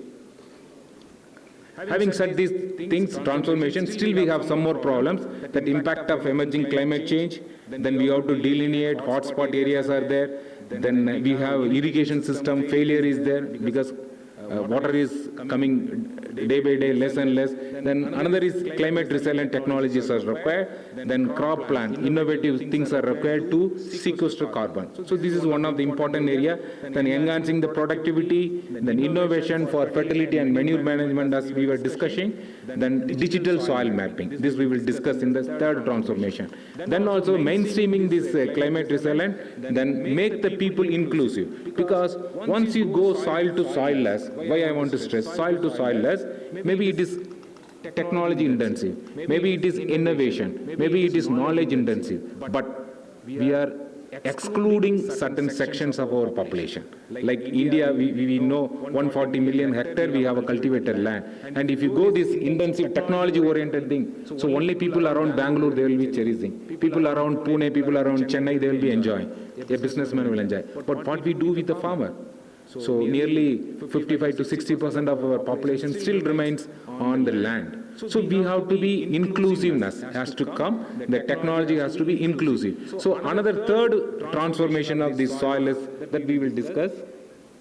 That is what 1 to 2 we have done. And soilless cultivation. There is a strong need for broaden our scope of soil science to effectively address the ever-changing social need. And also we have to utilize the technology is coming out in other field that we have to bring it. Otherwise, a fellow who is chemical engineer, those who are electronic engineer, those who are not at all knowing geographer, they will enter into our field. So you see just survey in and around the cities, most of them are doing business, are not having good knowledge about agriculture or background. So people are from other area, including computer industry, IT industry people, they are entering into the agribusiness because they know the lucrativeness. They enjoy working there. They're leaving their job. They are leaving USA, coming and back to their land, homeland. You see, I can quote several of my batchmates, those who have come back to Bangalore and Mysore and Chennai, they're settling back and purchasing a 1 to 2 hectares of land, they started into agriculture. They go for export. They left the IT job. They feel that they have money, but it didn't give them a pleasure. It didn't give them the social framework umbrella that they like it. That is totally absent in IT industry. But this is what I want to stress. Soil is not only a business or not only a science, but the definition of soil science includes the farmers, includes the socio-economic profile of that particular location. That means that there is a civilization or there is a culture attached to the soil science subject. Similar culture is now attached to the soilless cultivation. So until otherwise you attach this socialness, inclusiveness, your technology is not worthwhile for Indian scenario. So you have to be inclusive. That is why we have to do the third system of what we can do into soilless cultivation. So soil to soilless and where we are heading for, the third phase now. The third phase, just we make a Google search, you will find that which is the word in soil science and natural resource management now. In the last 1 year, people are searching. The first word I have seen, more than around 11 lakh search were there in the Google on pedometrics. What is this pedometrics? Why it has come in a large way? Maybe Patil sir will be very happy if I say soil survey and pedology. All pedologists, they will be happy. Pedometrics is the largest or highest searched word in Google in the last 1 year. I can tell you all the subject of pedometrics. Why people are going for pedometrics? Then plant-soil interaction. Then soil biogeochemistry and nutrient cycling. This is the 3 terms. Google says that entire globe, this is the most searched word in respect to agriculture. You can put a Google and you can check it. Why? Because of digital soil mapping, then need for information. Need for information. So everybody wants soil related information. So this is the phase 3, I can say, a soilless transformation. Why this transformation is required? Government of India, they wanted to have a soil health card given to each and everybody. Maybe it's a political reason, maybe it's an economic reason, or maybe government want to bring everybody on board. Whatever it may be, we call it, but government is desperate for this soil information so that they can effectively administer and resources in the village level. So government wants this information. So we have launched a unified soil information system for entire India. Different geological framework, earlier days we used to work. Now the GIS opened a new vistas for integration of entire country, particularly those who are working on soil science. That is why I am very happy to see yesterday your reward project under soil laboratories. So you people are able to answer some of the question I have put. What is the basic you are working, what is the georeferencing system, how you are making a boundary, how you converge with the boundary areas, because whether Karnataka, Andhra, Maharashtra and all, your natural system doesn't follow the political boundary. When you make an information system, it has to go along the natural boundaries, natural landforms. So how you will transform your geology or geographical information science is very much helpful. So I urge the students, when you learn soil science basics, also there should be a learning for your geographical information system should be part of your MSc or PhD learning program. You should be able to understand how this GIS helps you to predict or map the soil, so this information can be provided. Because digital soil mapping, entire globe, this is on working, and quantification of various process. Not only government is looking for, private firms. If I want to expand my area, if I want to dig pond, where I will put it. If rural development wants to expand the program, where I will do it. And they want to give subsidy to the farmer. To whom I will give? There are people, those who are coming from irrigated area, because you will understand there are around 75,000 to 80,000 crore. 80,000 crore we spend, Government of India spends only on urea fertilizer subsidy, only on nitrogen fertilizer subsidy.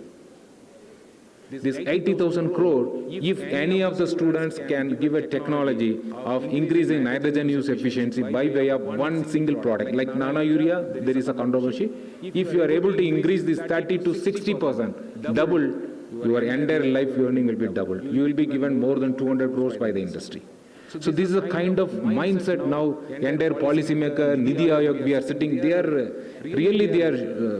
worried about the growth of our subsidy into the fertilizer subsidy. So 60,000 crore, 70,000 crore, if you are able to save at least 10% of the nitrogen, government of India will save 5,000 crore subsidy. So this is what you will be doing to the service to the society as a soil scientist or agriculture chemist. So government is looking for information where I can reduce the subsidy based on the soil test. This is why they look for information. So now digital soil mapping is important. Earlier we have studied CLORPT. During my college days, my teacher used to say CLOT, climate, organism, relief, parent material, time, over a period soil is developed. That is a Jenny's equation. Now they changed SCARPON. That is soil is the function of, now soil function of the soil, climate, organism, relief, parent material, time, and the spatial and geospatial position. So this has come into the SCARPON new definition. So GIS has opened new areas of mapping and describing your soil properties, and it is a business. It's a huge business, and it's a huge information required by the government of India and everybody. That is why you have a reward project, another project now focusing on creating information where it can be linked to all other areas. It's a information, it's a GIS information. No soil is there, no need to profile, nothing is required. You have to give reliable information with uncertainty so that all our developmental programs can be worked. So this is the phase 3 of a soilless management of the entire country. Phase 3 of soilless management of the entire country.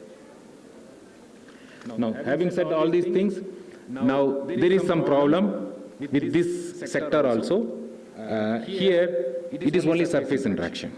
A soil scientist very well appreciate those who are going for pedologies. Soil is a three-dimensional body, but what remote sensing GIS maps, it's only the surface property. So satellite remote sensing, either radiation comes, it interacts on the surface of the soil, it gets reflected. So what satellite records, what spectrophotometer record, what hyperspectral record, it is only the two-dimensional body of the information, not a three-dimensional body. So it is not fulfilling the definition of complete soil. You should give the profile so that land use planning, routing depth or conversions, like management of salinity and other things, you need a profile information, how to drain. Surface data will not give. So again, there is a LECMA, then forced relationship being derived. Myself personally, I say, maybe other people, they may vary. When you use a hyperspectral, handheld spectrophotometer, anything, what you are doing? You are collecting soil, processing, getting the reflectance, and correlating with the chemically analyzed nitrogen and getting an equation. What it is? You are forcing certain relationship which is not existing. There may be a correlation, naturally, but after processing the soil, you are establishing the spectral reflectance with the nitrogen. Same data, same, you are using it in another bandwidth for carbon, another bandwidth for phosphorus. How it is possible? Atom is a small, minute nanoparticle. When you use the electromagnetic radiation spectra, all are not nano wavelength, it is available. How it interacts. So the radiation which is not interacting with your elements, how you will have say that it is a reflectance from that particular element? Maybe only for soil moisture and organic carbon it is holds good. Otherwise, certain micronutrient and particularly other material, it is not relevant. That is what I have observed after my work more than 6-7 years with the Remote Sensing Institute with the NRSA, a handheld spectrometer. Now you see everybody is delighted to have our satellite Chandrayaan. So Chandrayaan 3 is going there, and it has hyperspectral data, it has near infrared sensor, so many sensors we have put Indian able to do it. It's a marvel of the technology, IT extension of our Indian scientists. That is, we have to appreciate it. But they also use hyperspectral data, they also use reflectance in the moon surface. American use it on the Mars surface. That is hold good. When we developed this hyperspectral data in NRSA, the basic idea is you compare the moon where this data, spectral reflectance is used to derive the properties. Thank you. Where the concept is, where there is no atmosphere. where there is no soil surface moisture, where the sun comes and goes exactly in the same intensity. There is no anthropogenic activity. When the surface soil is undisturbed there you can use a handheld meter, radiometer, spectrometer meter, because it gets the reflectance of the surface property, then you derive the mineralogical composition and nutrient composition. But how it holds good for the earth? Farmers every day they go and plow. Every day your climate is changing. Every day your surface moisture is changing. So even if your satellite derived information product, surface product you derive, it is not hold good for the next day. The previous day maybe it is 40% moisture. After 3 to 4 days it will be around 20% moisture. So the reflectance spectra, thermal emission from 40 degree is different, 40% moisture is different from 20% moisture. The effusivity soil is different mineralogical composition, the absorption rate is different. How you will derive a mineralogical composition by satellite data? So there is a limitations to study this in this aspect. That is why a manual survey based on satellite data, based on photo interpretation, landform is still essential. So in the third phase of our soilless cultivation development also, there is a shortage.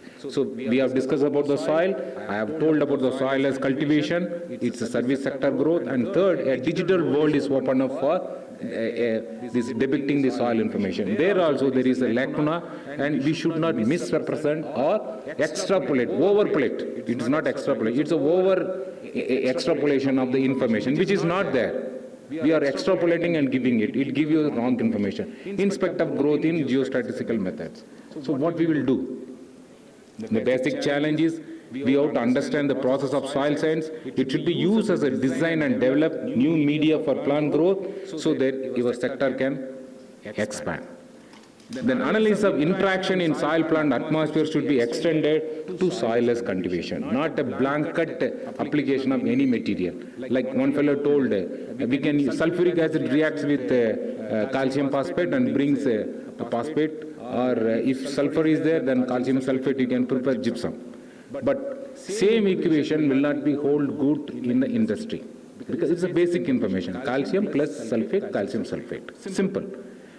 But a question came to ICR for interpretation that sulfur comes from another industry, not a pure analytical grade sulfur. What we students experience is the analytical grade or a laboratory grade. But what industry use industry grade sulfur, sulfuric acid, this sulfuric acid is being used in the IT industry for development of batteries. Development of organic chemicals. So they use it, that sulfuric acid has been accumulating in India in tons and tons of sulfuric acid accumulating. Government don't know what to do with this sulfuric acid. But if you put an equation, it's simple. But what it contains? It contains lot of organic extractants, benzenes, and also some of the heavy metals which is dissolved in the sulfuric acid, which spoils the quality of the sulfuric acid. If you use this sulfuric acid to produce a calcium sulfate or something fertilizer, all this toxic material will enter into the farmer's field. So that is why I told this is being controlled by FCO. Fertilizer Control Order. This is a wonderful system India has evolved from 1980s. Under FCO, your input is also defined. What is the quality of input you will use it for fertilizer, and also the output that you sold it in the market, that also defined, including the nutrient conservation. This every soil scientist or agriculture scientist should know. Every scientist should know. So this particular one point, the entire ministry is being held up by agriculture ministry. Fertilizer industry want to produce, ministry want to produce, economic people they want to produce, all they put. And finally they are waiting for one comments from agriculture ministry, from ICR. If we say go ahead, they will go. Thousands and crores of rupees business. But we said no. You cannot cheat the Indian farmer. Under FCO, it derives from Essential Commodity Act, it derives the power from this pollution, National Pollution Control Board. So you cannot allow the fertilizer industry to pollute our farmers' field. It's simple. And similarly, another good example I will give you why we go for these challenges. There is a organic material fertilizer. We have given the 0.8.2. You observe. All the material sold in India should not cross the pH 8.2. So we were in the meeting, and one fellow industry came, and probably I cannot answer which fellows. They asked, sir, what is this? From 0 to 8.2, you have allowed it. He says 0 to 8.2, the values are there. Why you cannot make it 8.2 into 8.5? It's simple, 0.3 you increase, so that my fertilizer material big jayega. It will be sold in the market. As a soil scientist, you understand. He want to say the scale is between 0 to 10, and already government has allowed from 0 pH to 8.2. This much you have allowed over a period of 20 years. They are telling last 20 years from 0 to 8.2 you have increased. In the last 10 years you are not increased it from 8.2 to 8.5, as if government is increasing the allocation. He don't know what is the science behind this 8.2 to 8.5. Those who are working in precipitation chemistry, those who are working in management of salt affected soil, you will understand when there is a precipitation occur, what happens if pH goes to 8.5. Your soil gets dispersed completely in a sodic soil. So this 8.5 means your soil from normal saline soil into entering into the sodic soil. So once it became a sodic, there is a dispersion, there is a waterlogging. So now imagine something around 2.4 to 2.6 million hectare of soil in India is sodic soil, salt affected soil. If I allow this, if the fertilizer material is used there, and they will create in 10 years, they will create again a 2.5 million hectare of soil in India. So that is the meaning of 8.2 to 8.5. You understand this importance. These people doesn't know. That is why I say still the basic science of soil science is hold good even for fertilizer industry, even for business. So this is what as students of soil science should learn. For increasing of 1 unit of pH, it is a logarithmic scale. 10 times it is increasing. So 0.3 means 30 times there is an increase. 30 times if you are allowing the industry to pollute our Indian soil, where our country is heading for. There comes the science. Very accumulative of science. Now these are all some challenges we face it. Then soil scientists must work with the cooperation with the industry, then urban planner. We should not and we cannot work in isolation, we should work in cooperation. That is what is required. And the way forward, what we have to do. Apply the basic principles and process of soil science to today's world and industry, then people's life. That will lead to the our nation to the development. And another important for soil science curricula is it must be revisited in every universities. It must be revisited to provide strong basic in soil science, then background in all basic science, and also expose them to applied science and industrial science, so that when they go out of the college system, they will understand where they lie, where they stand in the industry, what kind of knowledge they require. That will be known to them, so that they will become a global citizen. They will become a globally competitive. Our research system will become globally competitive. You see geoderma, you see plant and soil. When 40 years before Dr. Hadimani has published a paper, clay cumulus complexes, now they are selling, I have read the same paper, organic nitrogen, organic iron complex product effect on soil. He studied how it moves in the soil. Now they convert it into product. That product effect they are studying and publishing in plant and soil. Same you check it. 2022 it has come. So the science we develop, now they are converting into technology and product. That is where our system has to move. Then we must not only study the soil profile, but we have to raise the soil studies profession also. It means that you have to convert the soil science into soil science studies. That is soil. Once it is soil, now it is soilless. Then there is environmental issues. Now it is a soil studies. So you teach them, you do research not on soil science, but you get all the best knowledge from other discipline, then go for soil studies. So if soil studies means wherever there is a tools available to describe your soil can be used. That is also soil science. Don't restrict soil alone. You go for soil studies by getting all the best tools available and emerging market. Then you shift it to the soil studies. That is what we have to move. That is what I want to say in this occasion. Soil is nothing but above the surface, it is a culture. It's a cultural element is linked to the soil. And below the surface, there is a science. Totally there is a science. So you have to be balancing with the culture and the science. Then it is a soil science. So with this my knowledge and experience, I again thank all the faculty and students member for being passionate with me and share my experience. And also, I don't know how I justify the legendary like AS Hadimani sir, being a first opening batsman. And thank you very much for the entire university. My heartfelt thanks to Dr. Patil sir also. Thank you very much.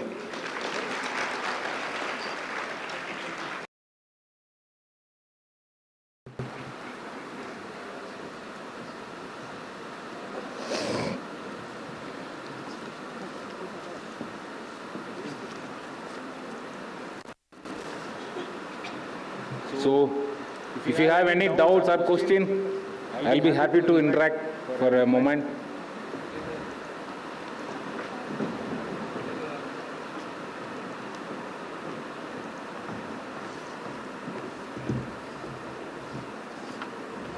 Thank you. I've taken my pen, right? Yes. Thank you, sir. I request the dignitaries to felicitate Chief Guest of today's program, Dr. Murugan, sir.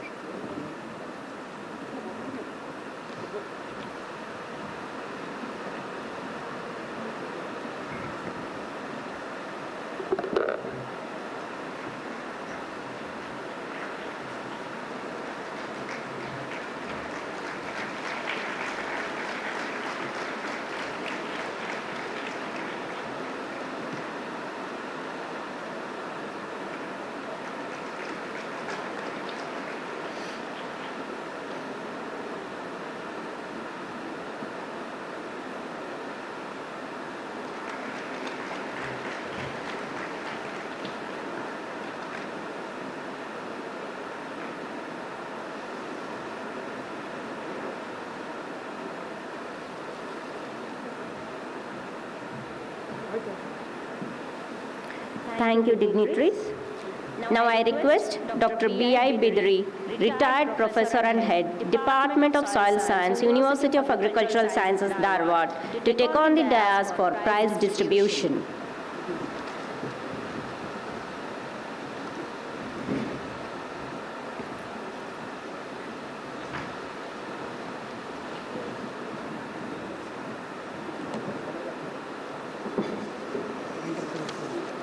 ಅವ್ರ ಕಡೆ ಮಾಡೋಕೆ ಮಾಡಿದ್ದೀವಿ ನಾವು prize distribution ಅವ್ರ ಕಡೆಯಿಂದ ಇತ್ತು ಮಾಡಿ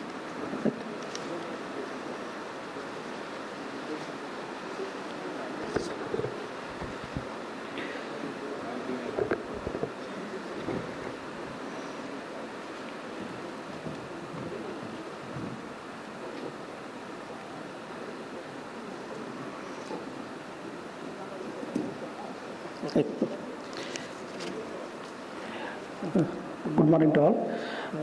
Respected President of the today's function, Dr. P.L. Patil sir, Chief Guest, Dr. Murugan sir, and other dignitaries on the dais and off the dais. As part of this Dr. A.S. Hadimani Memorial Lecture, an essay competition was jointly organized by the Department of Soil Science as well as Indian Institute of Soil Science New Delhi Dharwad chapter. So this competition was organized in both UAS Raichur as well as UAS Dharwad in all the campuses. So as a token, a total of 118 AG students and 18 PG students participated in both the campuses. And this competition was for all the disciplines, not only for the soil science discipline. The topic given for the competition was this carbon sequestration and climate change mitigation. Based on the recommendations of the judging committee and the scrutiny, the following names have been finalized to receive the prizes. Now I request the chief guest of today's function, Dr. Murugan ji, to give away the prizes to undergraduate students.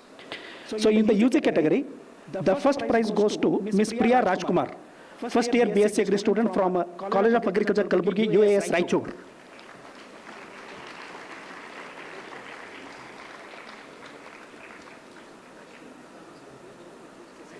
So the second prize goes to Ms. Hemamati M. Bhavi from College of Agriculture, Vijaypura, UAS Dharwad.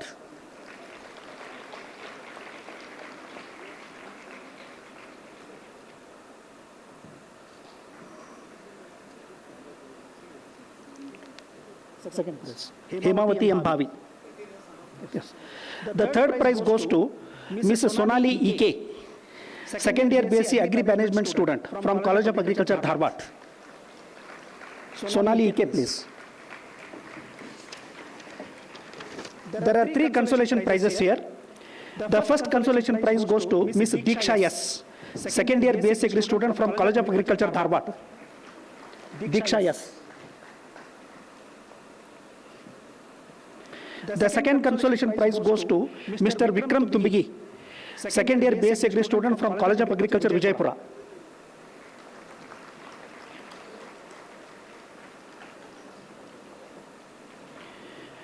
The third consolation prize goes to Mr. Sivaraj M. Kamte, final year BSc Agri student from College of Agriculture, Dharwad.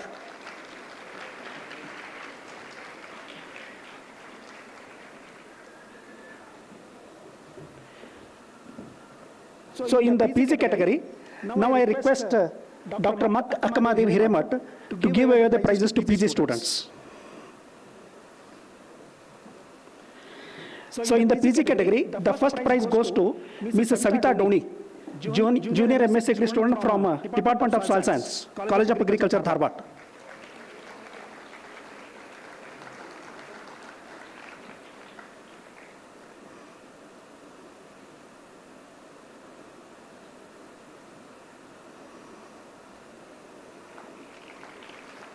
The consolation prize in this PG category goes to Miss Anila Alex, junior MSc Agri student, College of Agriculture, Vijaypura.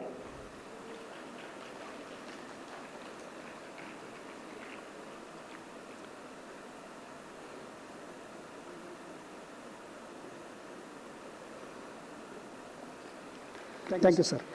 I am thankful to the organizers of this function for giving me an opportunity to conduct this event. Thank you, sir.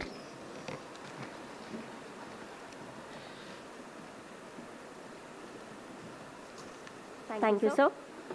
Now I request Dr. Akkamahadevi C. Hiremat, Senior Consultant and Head, Department of Obstetrics and Gynecology, SSSI, HMS, Bangalore, to express her feelings about late Dr. A.S. Hadimani.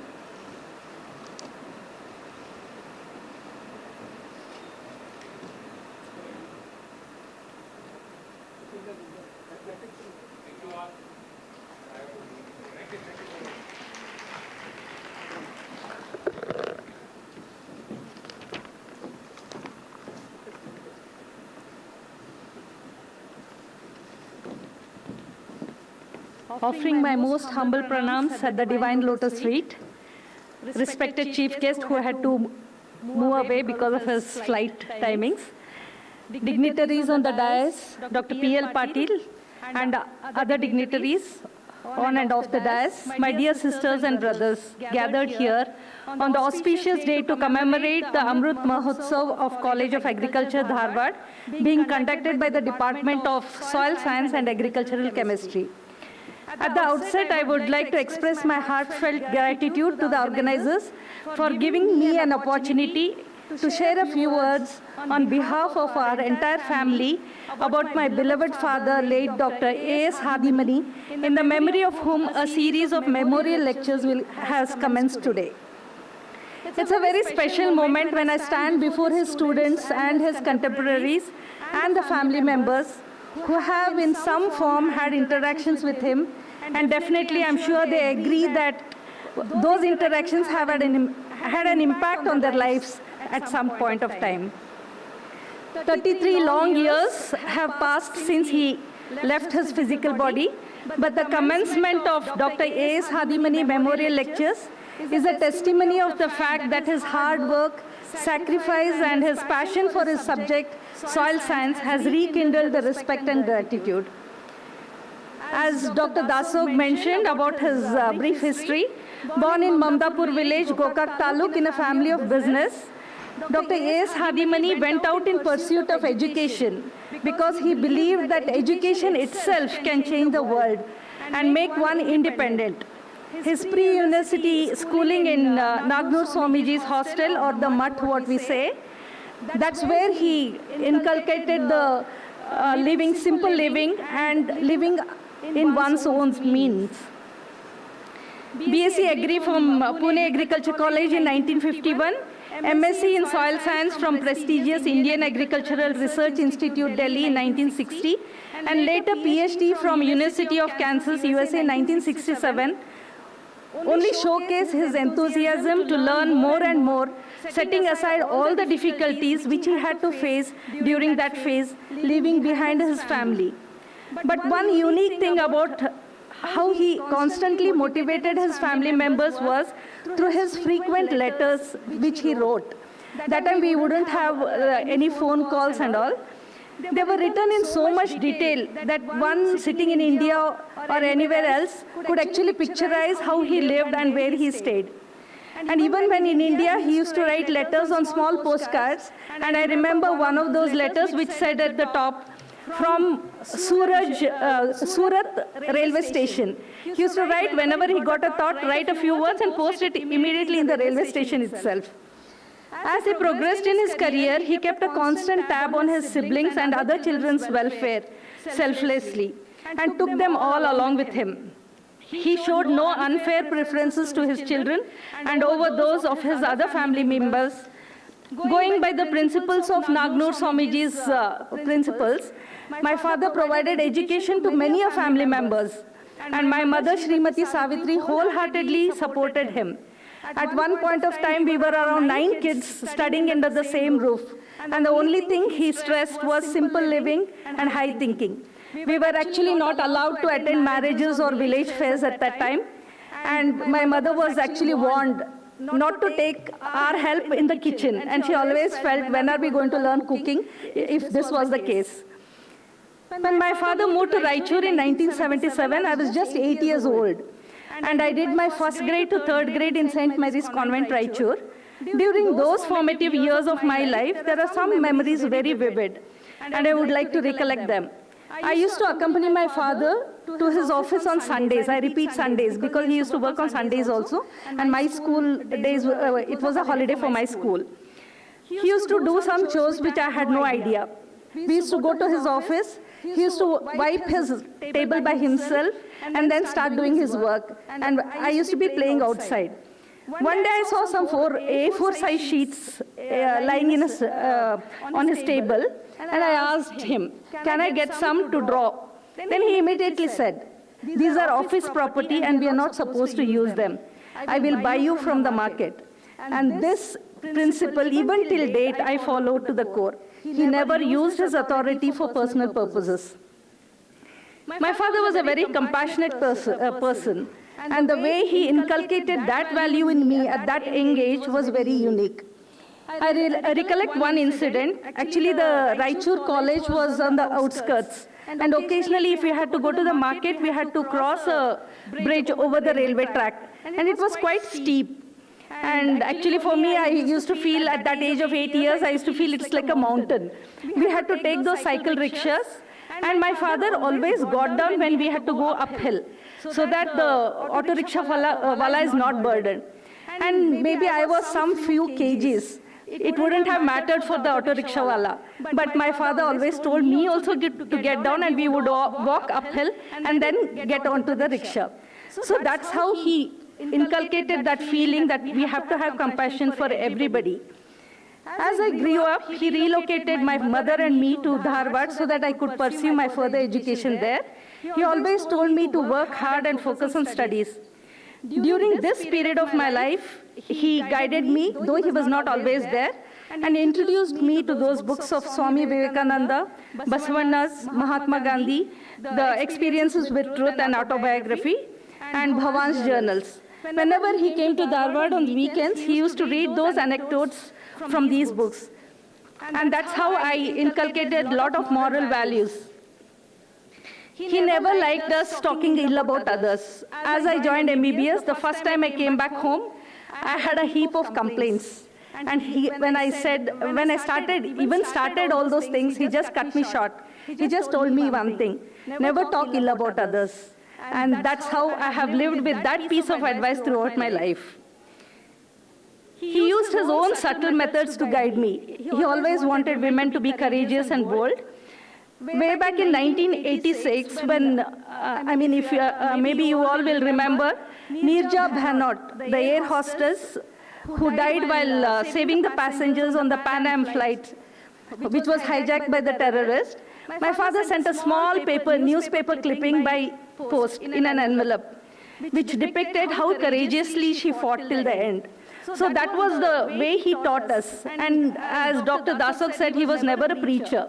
He always practiced and showed his ways to us.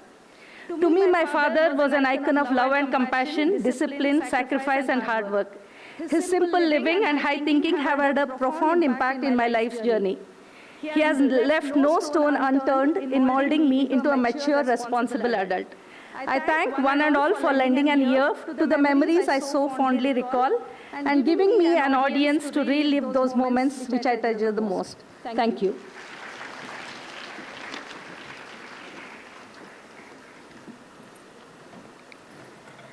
Thank you, Madam, for expressing heartfelt feelings. Now I request Dr. Sarvagna to express his feelings about late Dr. A.S. Hadimani.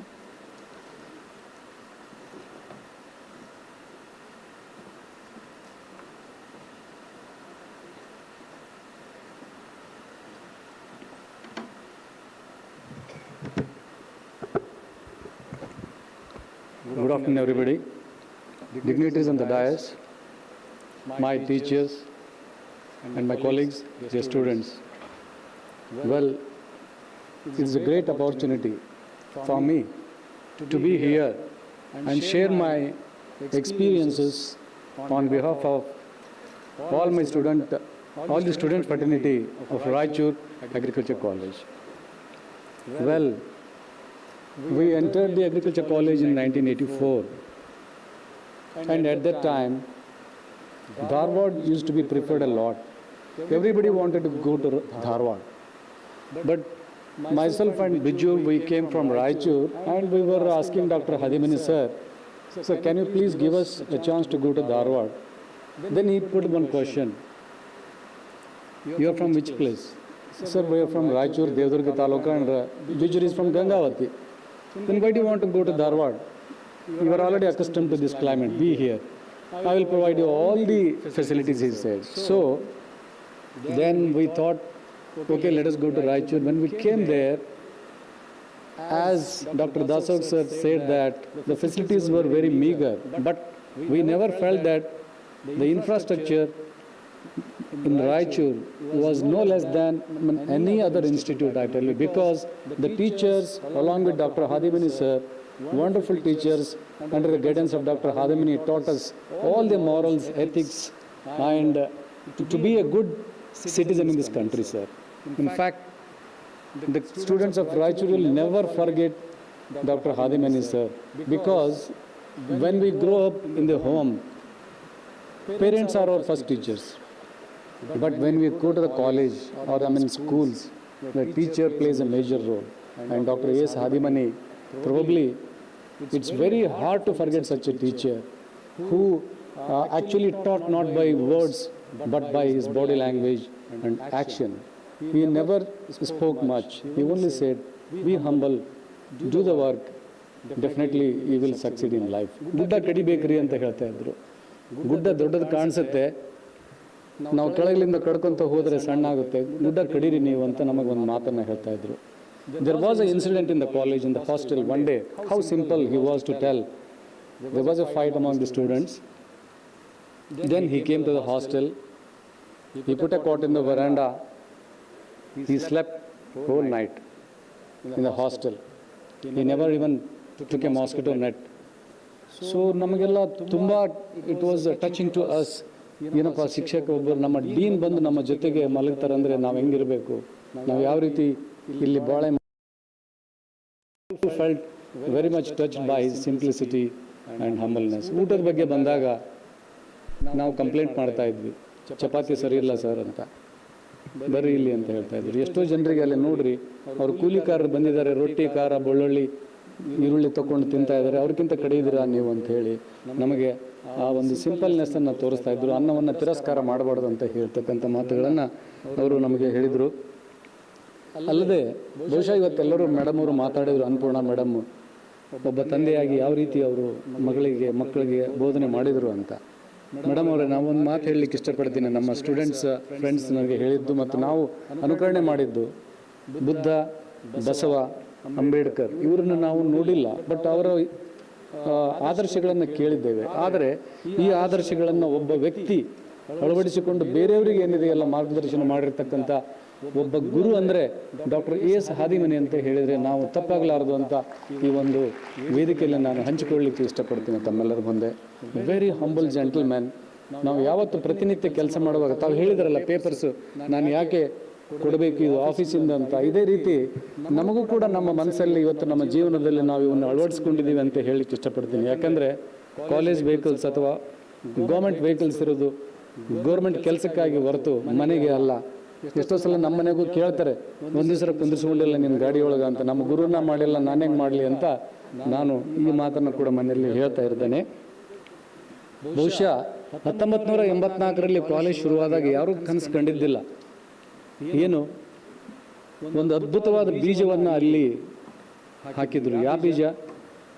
ಒಂದು ವಿಶ್ವವಿದ್ಯಾಲಯ ಆಗಿ ಬೆಳಿಬೇಕಂತ ಹೇಳಿ ಯಾರೂ ಕನಸು ಕಂಡಿದ್ದಿಲ್ಲ ಅನಿಸುತ್ತೆ. But ಇವತ್ತು today we are seeing such a wonderful institution in the Hyderabad Karnataka region which has come up to a mega level and which is doing a wonderful service and educating so many people, I mean students in that area. Raichur Agriculture University ಬಂದಿದ್ದು ತುಂಬ ಒಂದು ಆ ಭಾಗಕ್ಕೆ ಹೆಮ್ಮೆ ಅಂತ ಹೇಳಲಿಕ್ಕೆ ಇಷ್ಟಪಡ್ತೀನಿ. ಈ ಒಂದು ಕೊಡುಗೆ ಕೇವಲ ಹಾದಿಮನಿ ಸರ್ ಅಂತಲ್ಲ, ಅವ್ರ ಕೈ ಕೆಳಗೆ ಬೆಳೆದಂಥ ಒಂದು ಟೀಚರ್ಸ್, ಫ್ಯಾಕಲ್ಟಿ, ಪ್ರೊಫೆಸರ್ಸ್ ಏನು ಬಂದರು ಬೆಂಗಳೂರು ಯೂನಿವರ್ಸಿಟಿಯಿಂದ ಬೈಫರ್ಕೇಷನ್ ಆದಾಗ ಎಲ್ಲರೂ ಇಲ್ಲಿ ನನ್ನ ಮುಂದೆ ಇದ್ದಾರೆ, ನನ್ನ ಗುರುಗಳು. ಅವರೆಲ್ಲರೂ ಆ ಒಂದು ಕಾಲೇಜಿಗೆ ಇವತ್ತು ಒಂದು ಬುನಾದಿ ಆಗಿ ವಿಶ್ವವಿದ್ಯಾಲಯ ಆಗಿ ಮಾರ್ಪಾಡಾಗಿದೆ ಅಂತ ಹೇಳ್ತೀನಿ. So the credit goes to doctor S Hadimani and his team. ಅವರು ತುಂಬ ಪ್ರಾಕ್ಟಿಕಲ್ ಆಗಿ ವಿಚಾರ ಮಾಡ್ತಾಯಿದ್ರು ಮತ್ತು ಕಲಿಸುವಾಗ ಕೂಡ ಎಂದೇ ಅಲ್ಲ, ಆ ಟೀಚಿಂಗ್ ಅನ್ನೋದನ್ನು ಭಾಳ ಸಲೀಸಾಗಿ ಮಾಡ್ತಾಯಿದ್ರು. ಒಂದು 8-10 ಕ್ಲಾಸ್ ತೊಗೊಂಡಿರ್ಬೋದು ನಮಗೆ, ಬಟ್ ಎಷ್ಟು ಸಾಕಷ್ಟು ಮಣ್ಣು ವಿಜ್ಞಾನದ ಬಗ್ಗೆ ಮಾಹಿತಿಯನ್ನು ಕೊಟ್ಟರು. ಇವತ್ತೆಲ್ಲ ನಾವು ಸಾಯಿಲ್ ಸೈನ್ಸ್ ಮಾಡಲಿಕ್ಕೆ, but basically myself I am a soil scientist. If I took that profession I mean as a soil scientist ಅಂದರೆ it is because of doctor S Hadimani ಅಂತ ಹೇಳಲಿಕ್ಕೆ ಇಷ್ಟಪಡ್ತೀನಿ. ಯಾಕಂದರೆ ಅವ್ರು ಕಲಿಸಿದಂಥ ಒಂದು ಸಾಯಿಲ್ ಕೆಮಿಸ್ಟ್ರಿ ಬಗ್ಗೆ ನಮಗೆ ತುಂಬ ಏನಪ್ಪ ಅಂತಂದರೆ ಮನಸ್ಸಿಗೆ ಹಿಡಿಸ್ತು. ಮತ್ತು ಸಾಯಿಲ್ ಮ್ಯಾನೇಜ್ಮೆಂಟ್ ಬಗ್ಗೆ ಸಾಕಷ್ಟು ಅವರು ನಮಗೆ ಪ್ರಾಕ್ಟಿಕಲ್ ನಾಲೆಜನ್ನು ಕೊಟ್ಟಿದ್ದರು. ಹಾಗಾಗಿ I could take up soil science as my major discipline and then went to Delhi for doing PhD. ದೇವರಿಗೆ ಇವತ್ತು ಧನ್ಯವಾದಗಳನ್ನು ಹೇಳಲಿಕ್ಕೆ ಇಷ್ಟಪಡ್ತೀವಿ. ನಮ್ಮ ಜೀವನದಲ್ಲಿ ಇಂಥ ಒಬ್ಬ ಶಿಕ್ಷಕರನ್ನು ಗುರುವಾಗಿ ನಮಗೆ ಕೊಟ್ಟಿದ್ದಕ್ಕೆ ಧನ್ಯವಾದ ಅಂತ ಹೇಳಲಿಕ್ಕೆ ನಾನು ಇಷ್ಟಪಡ್ತೀನಿ. ಕೊನೆಗೆ ಒಬ್ಬ ಗುರುವಿಗೆ ಯಾವ ರೀತಿ ನಮನ ಸಲ್ಲಿಸಬೇಕು, how to respect my teacher ಅನ್ನೋದಕ್ಕೆ ಒಂದು ಕನ್ನಡದಲ್ಲಿ ಒಂದು ಸಣ್ಣ ಕವನ ಇದೆ. ಗುರುವೇ ನೀನು ಕಾರಣನಯ್ಯ ನನ್ನ ಭವದ ಬಂಧನ ಬಿಡಿಸಲು, ಗುರುವೇ ನೀನು ಕಾರಣನಯ್ಯ ಕಾಯ ಭಾವ ಹೋಗಿ ಕಾಯಕ ಭಾವ ಬರಲು, ಗುರುವೇ ನೀನು ಕಾರಣನಯ್ಯ ಅಂಗಗುಣವು ಹೋಗಿ ಲಿಂಗ ಗುಣ ಬರಲು ಎಂದು ಹೇಳ್ತಾ ನನ್ನ ಗುರುಗಳಿಗೆ ನಮನವನ್ನು ಸಲ್ಲಿಸ್ತೀನಿ. ಮತ್ತು my sincere gratitude and thanks to UAS Dharwad for organizing such a wonderful event and giving me an opportunity to share my experiences here in front of you. Thank you one and all.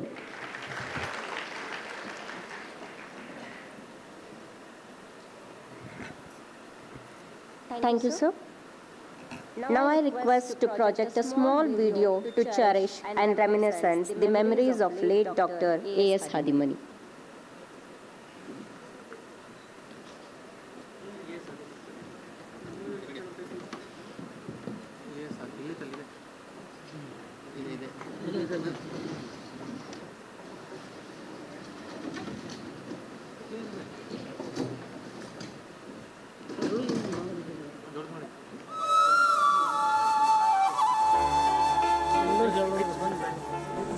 ಎಲ್ಲರಿಗೂ ನಮಸ್ಕಾರ. ನಾನು ಶ್ರೀಮತಿ ನಿರ್ಮಲಾ ಏನಿಗೆ, ಕೃಷಿ ವಿಶ್ವವಿದ್ಯಾಲಯ ಧಾರವಾಡ ಗ್ರಾಮೀಣ ಗೃಹ ವಿಜ್ಞಾನ ಮಹಾವಿದ್ಯಾಲಯದ ನಿವೃತ್ತ ಪ್ರಾಧ್ಯಾಪಕಿ. ನಮ್ಮ ತಂದೆಯ ಬಗ್ಗೆ ಹೇಳಬೇಕೆಂದರೆ ಬಹಳ ಖುಷಿ ಅನಿಸೋದು, ಹೆಮ್ಮೆ ಇದೆ. ಇವರು ಬಹಳವೇ ಸರಳ ಜೀವಿ. ಅದಕ್ಕೆ ಆಧಾರ ಆಧ್ಯಾತ್ಮಿಕ ತತ್ವಗಳಾಗಿದ್ದವು. ಸರಳತೆಯಲ್ಲಿ ತೃಪ್ತಿ ಮತ್ತು ಆನಂದವನ್ನು ಕಂಡಿದ್ದರು. ತಮ್ಮ ಸ್ವಂತ ಪ್ರಯತ್ನದಿಂದ ಛಲದಿಂದ ಮುಂದೆ ಬಂದ ನಮ್ಮ ತಂದೆ 20ನೇ ವಯಸ್ಸಿನಲ್ಲಿ ಮನೆಯ ಜವಾಬ್ದಾರಿಯನ್ನು ಹೊತ್ತುಕೊಂಡು ಕುಟುಂಬದ ಸರ್ವತೋಮುಖ ಬೆಳವಣಿಗೆಗೆ ಕಾರಣರಾಗಿರುವರು. ನಮ್ಮ ಮನೆ ಒಂದು ವಿದ್ಯಾಮಂದಿರವಾಗಿತ್ತು. ವಿದ್ಯೆಯ ಆಸ್ತಿ ಅಂತ ತಿಳಿದುಕೊಂಡು ಅವರು ತಮ್ಮ ಅಣ್ಣ ತಮ್ಮಂದಿರ ಅಕ್ಕ ತಂಗಿಯಂದಿರ ಮಕ್ಕಳಿಗೆ ಹಾಗೂ ಅವರಿಗೂ ತಮ್ಮ ಮಕ್ಕಳ ಜೊತೆಗೇ ಒಂದು ಒಳ್ಳೆಯ ಶಿಕ್ಷಣವನ್ನು ಕೊಡಲು ಮಾರ್ಗದರ್ಶಕರಾಗಿದ್ದರು ಹಾಗೂ ಅವರ ಭವಿಷ್ಯವನ್ನು ರೂಪಿಸಿರುವರು. ಇದಕ್ಕೆ ಸಾಥ್ ನಮ್ಮ ತಾಯಿಯೂ ಆಗಿದ್ದಾರೆ. ಸೊ ಅವರಿಬ್ಬರ ಸೇವೆ ನಮ್ಮ ಕುಟುಂಬಕ್ಕೆ ಒಂದು ಅಪಾರ ಕೊಡುಗೆಯಾಗಿತ್ತು. ಒಂದು ಕುಟುಂಬದಲ್ಲಿ ಎಲ್ಲರೂ ಪ್ರೀತಿ ಸೌಹಾರ್ದತೆಯಿಂದ ಇರಬೇಕು, ಇದ್ದಾಗಲೇ ಅದು ಒಂದು ಉತ್ತಮ ಕುಟುಂಬ ಎಂದು ಅಂದುಕೊಂಡ ಈ ಮಹಾನ್ ವ್ಯಕ್ತಿಯನ್ನು ಇವತ್ತು ನಾವೆಲ್ಲರೂ ಇಲ್ಲಿ ಸ್ಮರಿಸುತ್ತಿರುವೆವು. ಈ ಕಾರ್ಯಕ್ರಮಕ್ಕೆ ಶುಭ ಕೋರುವೆ. ನಮಸ್ಕಾರ.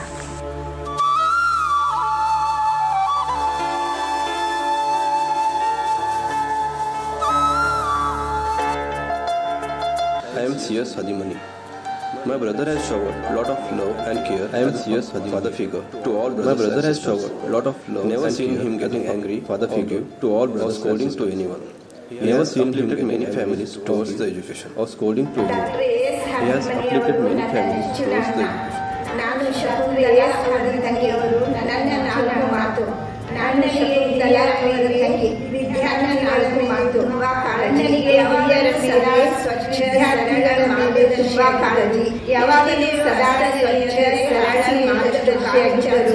ಎಷ್ಟಿದೆಯೋ ಅಷ್ಟರಲ್ಲಿ ಎಂದರೆ ಹಾಸಿಗೆ ಇದ್ದಷ್ಟು ಕಾಲು ಚಾಚು ಎನ್ನುವಂತೇಳಿ.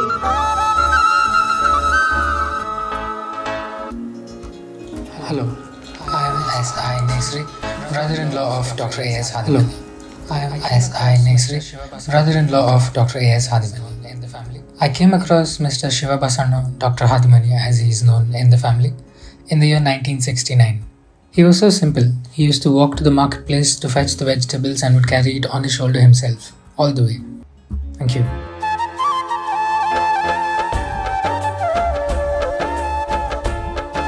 ಇವರು ಒಬ್ಬ ಶಿಕ್ಷಣ ಪ್ರೇಮಿಗಳು. ತಮ್ಮ ಪರಿವಾರದ ಎಲ್ಲ ಸದಸ್ಯರು ಉನ್ನತ ಶಿಕ್ಷಣ ಪಡೆದು ವಿದ್ಯಾವಂತರಾಗಬೇಕೆಂಬುದು ಅವರ ಆಶಯವಾಗಿತ್ತು. ಅದರಂತೆ ನಮ್ಮ ಕುಟುಂಬದ ಹಲವರನ್ನು ತಮ್ಮ ಮನೆಯಲ್ಲಿ ಇಟ್ಟುಕೊಂಡು ಶಿಕ್ಷಣ ಕೊಡಿಸಿದವರು ಅವರು. ಇವರಿಗೆ ಜಾಣ ವಿದ್ಯಾರ್ಥಿಗಳೆಂದರೆ ವಿಶೇಷ ಮಮತೆ. ಕುಟುಂಬದಲ್ಲಿ ಯಾರೇ ಪಾಸ್ ಆಗಿದ್ದರೂ ಸಹಿತ ಸ್ವತಃ ತಾವೇ ಲೈನ್ ಬಜಾರಕ್ಕೆ ಹೋಗಿ ಪೇಡೆ ತಂದು ಹಂಚಿ ಸಂಭ್ರಮಿಸುತ್ತಿದ್ದರು. ಇವರು ನಾಗನೂರು ಶ್ರೀ ಶಿವಬಸವ ಸ್ವಾಮಿಗಳ ಭಕ್ತರಾಗಿದ್ದರು. ನಮ್ಮ ಚಿಕ್ಕಪ್ಪನವರದು ಸರಳ ಜೀವನ, ಪ್ರಾಮಾಣಿಕತೆ ಹಾಗೂ ಮಾನವೀಯತೆಯಂತಹ ಗುಣ. ಅವರು ನನ್ನಂತಹ ಹಲವಾರು ಮಕ್ಕಳಿಗೆ ಶಿಕ್ಷಣ ಪಡೆಯಲು ಸಹಾಯ ಮಾಡುತ್ತಿದ್ದರು, ಶಿಫಾರಸು ಮಾಡುತ್ತಿರಲಿಲ್ಲ. ಅವರು ಮಾಡಿರುವ ಹಲವಾರು ಪ್ರಸಂಗಗಳು ನನ್ನ ಕಣ್ಣು ಮುಂದೆ ಇವೆ. ಅದರಲ್ಲಿಯೇ ಒಂದು ಪ್ರಸಂಗವನ್ನು ತಮ್ಮ ಮುಂದೆ ಹಂಚಿಕೊಳ್ಳಲು ಸಂತೋಷವೆನಿಸುತ್ತದೆ. ರಾಯಚೂರಿನ ಕ್ಯಾಂಪಸ್ನಲ್ಲಿ ಜೂನಿಯರ್ ಇಂಜಿನಿಯರ್ ಹುದ್ದೆ ತುಂಬಲು ಆಯ್ಕೆ ಸಮಿತಿಯನ್ನು ರಚಿಸಲಾಗಿತ್ತು. ಅದರ ಅಧ್ಯಕ್ಷರು ನನ್ನ ಚಿಕ್ಕಪ್ಪನವರು. ಆ ಹುದ್ದೆಗೆ ನಾನು ಸಹ ಆಕಾಂಕ್ಷಿ. ಸಂದರ್ಶನದ ಪ್ರಕ್ರಿಯೆಯಲ್ಲಿ ನನ್ನ ಸರದಿ ಬಂದಾಗ ಅಧ್ಯಕ್ಷರಾದ ನನ್ನ ಚಿಕ್ಕಪ್ಪನವರು ಸಂಬಂಧಿಯೊಬ್ಬರ ಆಯ್ಕೆ ಮುಜುಗರ ಆಗಬಾರದೆಂದು ತಟ್ಟನೆ ಹೊರನಡೆದರು. ಇದರಿಂದ ಅವರ ಪ್ರಾಮಾಣಿಕತೆ ತೋರಿಸುತ್ತದೆ.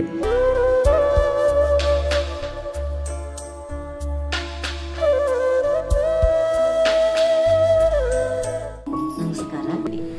ನಮ್ಮ ಮಾವನವರು ಒಬ್ಬ ಸಂತನಂತೆಯೇ ಬದುಕಿ ಬಾಳಿದವರು. ಅವರ ಬಗ್ಗೆ ಎರಡು ಮಾತಾಗಲಿ ಎರಡು ವಾಕ್ಯಗಳಲ್ಲಾಗಲಿ ಹೇಳಲು ಹೊರಟರೆ ಅದು ಅಸಾಧ್ಯವಾದ ಕೆಲಸವೇ ಆಗುತ್ತದೆ. ಇದಕ್ಕೆ ಒಂದೆರಡು ಉದಾಹರಣೆಗಳನ್ನು ಕೊಡಬಯಸುತ್ತೇನೆ.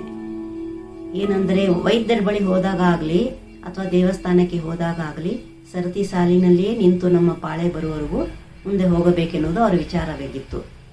I am Basavaraj Jangi, retired executive engineer. I am so proud to say that my father, late Professor V.S. Engi and Dr. A.S. Hadimani studied together at boarding school of Nagnur Sri Shivabasav Swamiji, Belgavi. He was a follower of Mahatma Gandhi and Swami Vivekananda. He used to give lot of love and respect to women and children.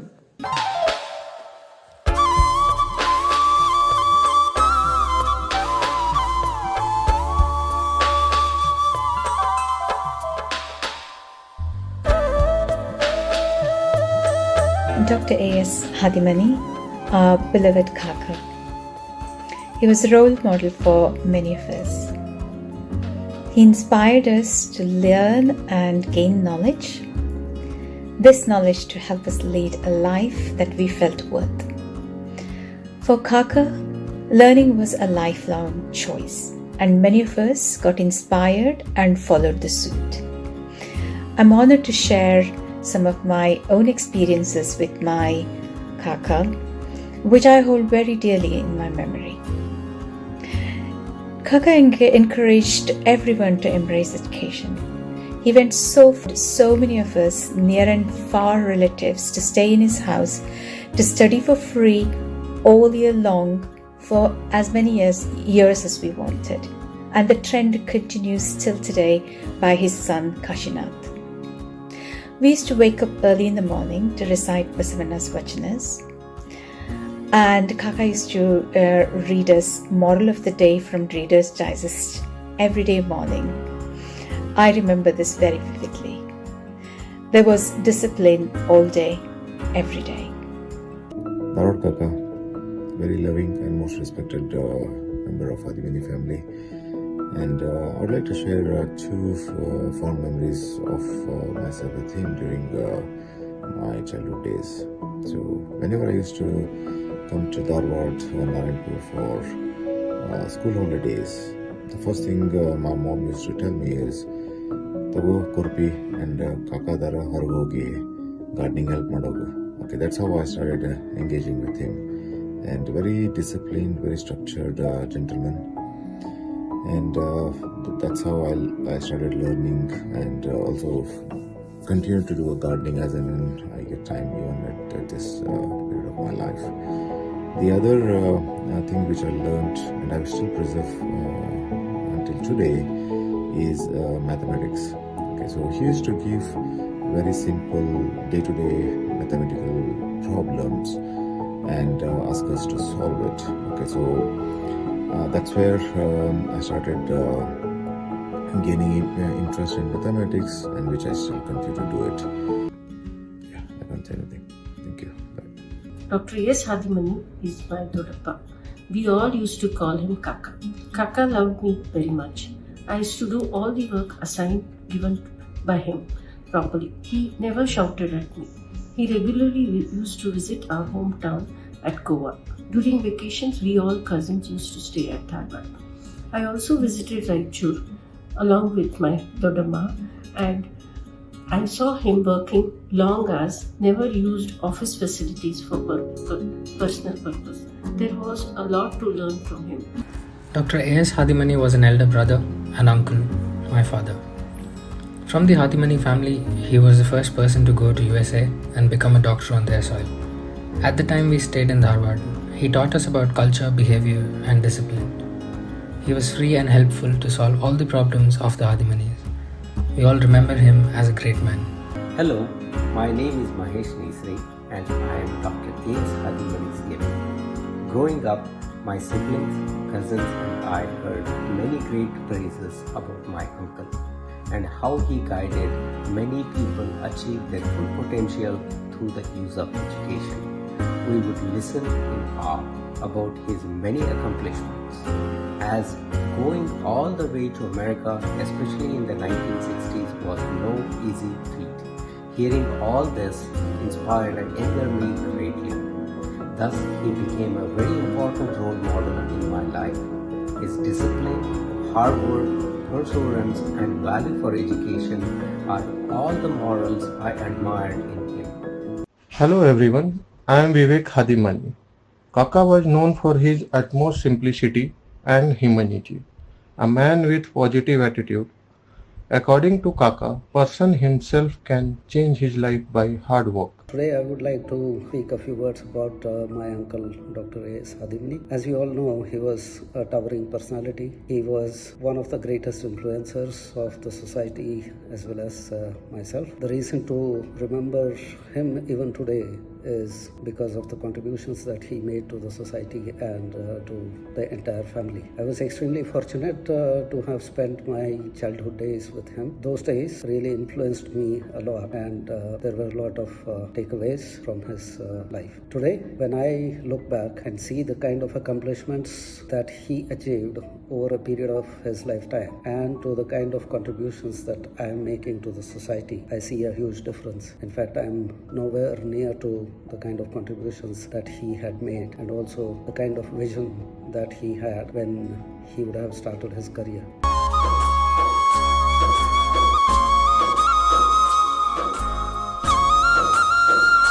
Good morning, everybody. I am Kashinath Hadimani, son of late Dr. A.S. Hadimani.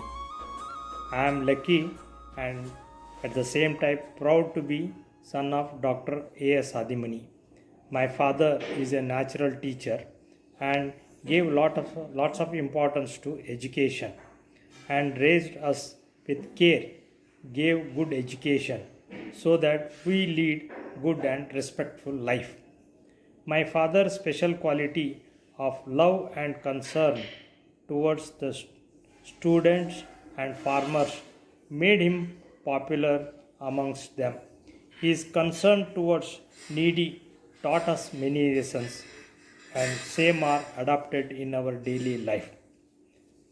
Also, we are very much thankful to organizers of the function and also university for conducting the function of our father, Dr. A.S. Hadimani Memorial Lecture. Thank you.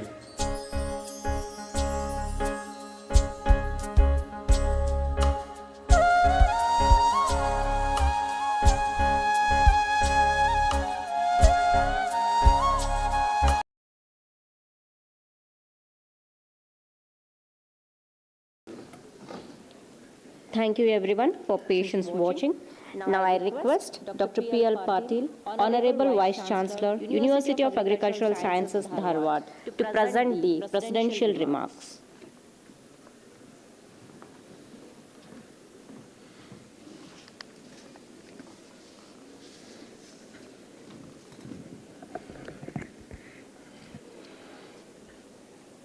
From good morning to very good afternoon to all of you. In the absence, today's chief guest of Dr. late A.S. Hadimani sir, first memorial lecture series presentation.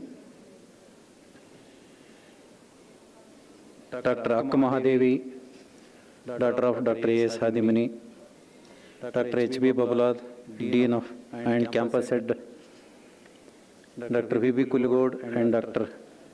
Manjunath Hebbar. In the audience, most respected first Vice Chancellor of this great university and respected former Vice Chancellor Dr. R.R. Ranchana sir, and also respected former Vice Chancellor of UAS Bangalore Dr. M.N. Silvantar sir, all the respected senior professors and retired officers, kindly excuse me, already it is late. I am not taking everyone's names, it's already late. We have been here since 3 hours. And also all the students of Dr. A.S. Hadimani who have assembled here, and the family members of Dr. A.S. Hadimani sir, and officers of the university, and still our students are sitting quietly. Dear students of this university, so thank you very much for joining us in paying homage our great humanitarian teacher, Dr. A.S. Hadimani, by organizing memorial lecture series in his name, and the first one is delivered today by Dr. Vel Murugan, ADG Soils and Water Management. So in fact it will be conducted in future on the birthday of Dr. A.S. Hadimani. It will be organized from the university through the Department of Soil Science and Agriculture Chemistry. So, in the program beginning, Dr. G.S. Dasog, first student of Dr. A.S. Hadimani, indicated the importance of organization of such memorial lectures, and also he narrated about the qualities of Dr. A.S. Hadimani and his association with Dr. Hadimani, and I think he was also emotional while expressing his association and his help, that is Dr. A.S. Hadimani's help during his career. Dr. S.K. Gadi read the message given by Dr. C.B. Patil, and he expressed his happiness for having organized this memorial lecture series in the name of Dr. A.S. Hadimani, and he also remembered his association in Raichur with Dr. A.S. Hadimani. The first memorial lecture, most appropriately taken by our chief guest, Soil to Soilless. It is, as he has indicated, based on his one simple publication, published in the Plant and Soil way back in 1970s. So based on that publication, so he has presented his lecture on soil to soilless and some researchable issues. So I don't want to go much about his talk, so otherwise in few minutes it should not be food to foodless day. Okay. Also, Dr. Salimat narrated about the good quality humanitarian teacher, and he found Buddha, Basava and Ambedkar, all the principles in same one teacher, rare qualities of Dr. A.S. Hadimani he has come across in his student life. And thank you very much for attending and representing College of Agriculture Raichur as well as UAS Raichur and narrating the good qualities of Dr. A.S. Hadimani, a role model teacher for all of us. And at the end, of course, I'm sorry, Dr. Akka Mahadevi Madam also indicated the principles and good qualities of Dr. A.S. Hadimani, and I think our all youngsters should inculcate the principles of Dr. A.S. Hadimani in our future. And the essay competition was also organized. I congratulate all the students who have won the prize, and accordingly, to enhance their knowledge in soil science, we have presented them Handbook of Soil Science published by Indian Society of Soil Science, New Delhi. So lastly, I am very grateful for this heart-touching video about Dr. A.S. Hadimani and expressing the views about Dr. A.S. Hadimani from all the family members. Really, it is a heart-touching video.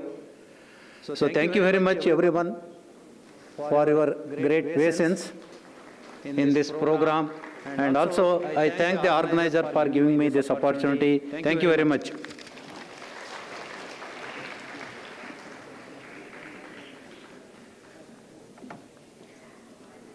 Thank you, sir. Now I request Dr. V.B. Kuligod, Head, Department of Soil Science, University of Agricultural Sciences, Dharwad, to deliver vote of thanks. Sir, Dr. Velu Murugan traveled all the way from New Delhi and he has delivered us a lecture. I thank him profusely on behalf of the Department of Soil Science and University as a whole, and also on the behalf of family members of A.S. Hadimani. And also today's function is presided over by our Honorable Vice Chancellor. I thank him, and he is a guiding force behind us. He has helped us in all the aspects, and I profusely, on behalf of our department, I thank him. And Madam Makka Bahadevi is also with us here, and her gracious presence and her reminiscence about Dr. A.S. Hadimani. So I thank Madam for traveling from Bangalore and being with us today. And I also thank our beloved Dean, Dr. H.P. Babla sir. He is with us, and he has guided, he has given all the advice, guidance to us to organize this function. I thank you, sir. Thanks a lot. And I also thank our head of the department, University head of the department, Dr. Manjunath Habbar. He was with us for all the last 4-5 days, and also for the last 15 days. He has given us a lot of input to organize this event. So I thank him, sir. And I also thank the ex-vice chancellors from UAS Bangalore, Dr. Silvansa sir has come, and also from the first vice chancellor, Dr. Devi Gaud sir, is also here, and I thank him, sir. And also R.R. Hansina sir is also with us here. So I thank for your presence here, sir. And all the previous officers of the university, and also the retired professors and retired faculty of soil science from the UAS Dharwad are here. So I thank all of you for being with us here this afternoon. And I thank the university officers who have helped us in organizing this event, and they have provided us all the facilities. And also I thank the essay competition organizers, especially Dr. Dasok sir and Bidri sir has taken a lot of pain in organizing the essay competition. They have helped us in evaluating the scripts, and I thank everyone. And also in all the agriculture colleges of UAS Raichur as well as Dharwad, the head of the departments have helped us in organizing the essay competition. I profusely thank each one of them. And I thank all my staff, the undergraduate students, and also the PG students who are here with us. Especially our PG students have helped us a lot in organizing this event. I thank every one of you. Thanks a lot. And sir, the food is arranged for the invitees in the guest house. I request all of you to join us for food at the guest house, sir, immediately after this function. Thank you, sir.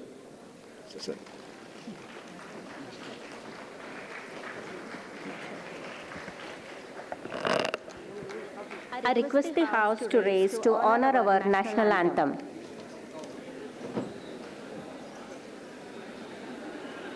जनगण मन अधिनायक जय हे भारत भाग्य विधाता पंजाब सिंध गुजरात मराठा द्राविड उत्कल गंगा विंध्य हिमाचल यमुना गंगा उच्चल जलधि तरंगा तव शुभ नामे जागे शुभ आशीष मांगे गाहे तब जय गाथा जन गण मंगलदायक जय हे भारत भाग्य विधाता जय हे जय हे जय हे जय जय जय जय हे.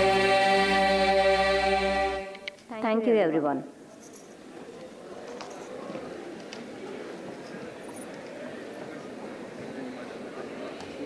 ಓಕೆ ಬರ್ರಿ ಊಟಕ್ಕೆ ಬರ್ರಿ ಹಂಗೆ ಹೋಗಂಗಿಲ್ಲ ಊಟ ಮಾಡಿ ಹಾಂ ಊಟ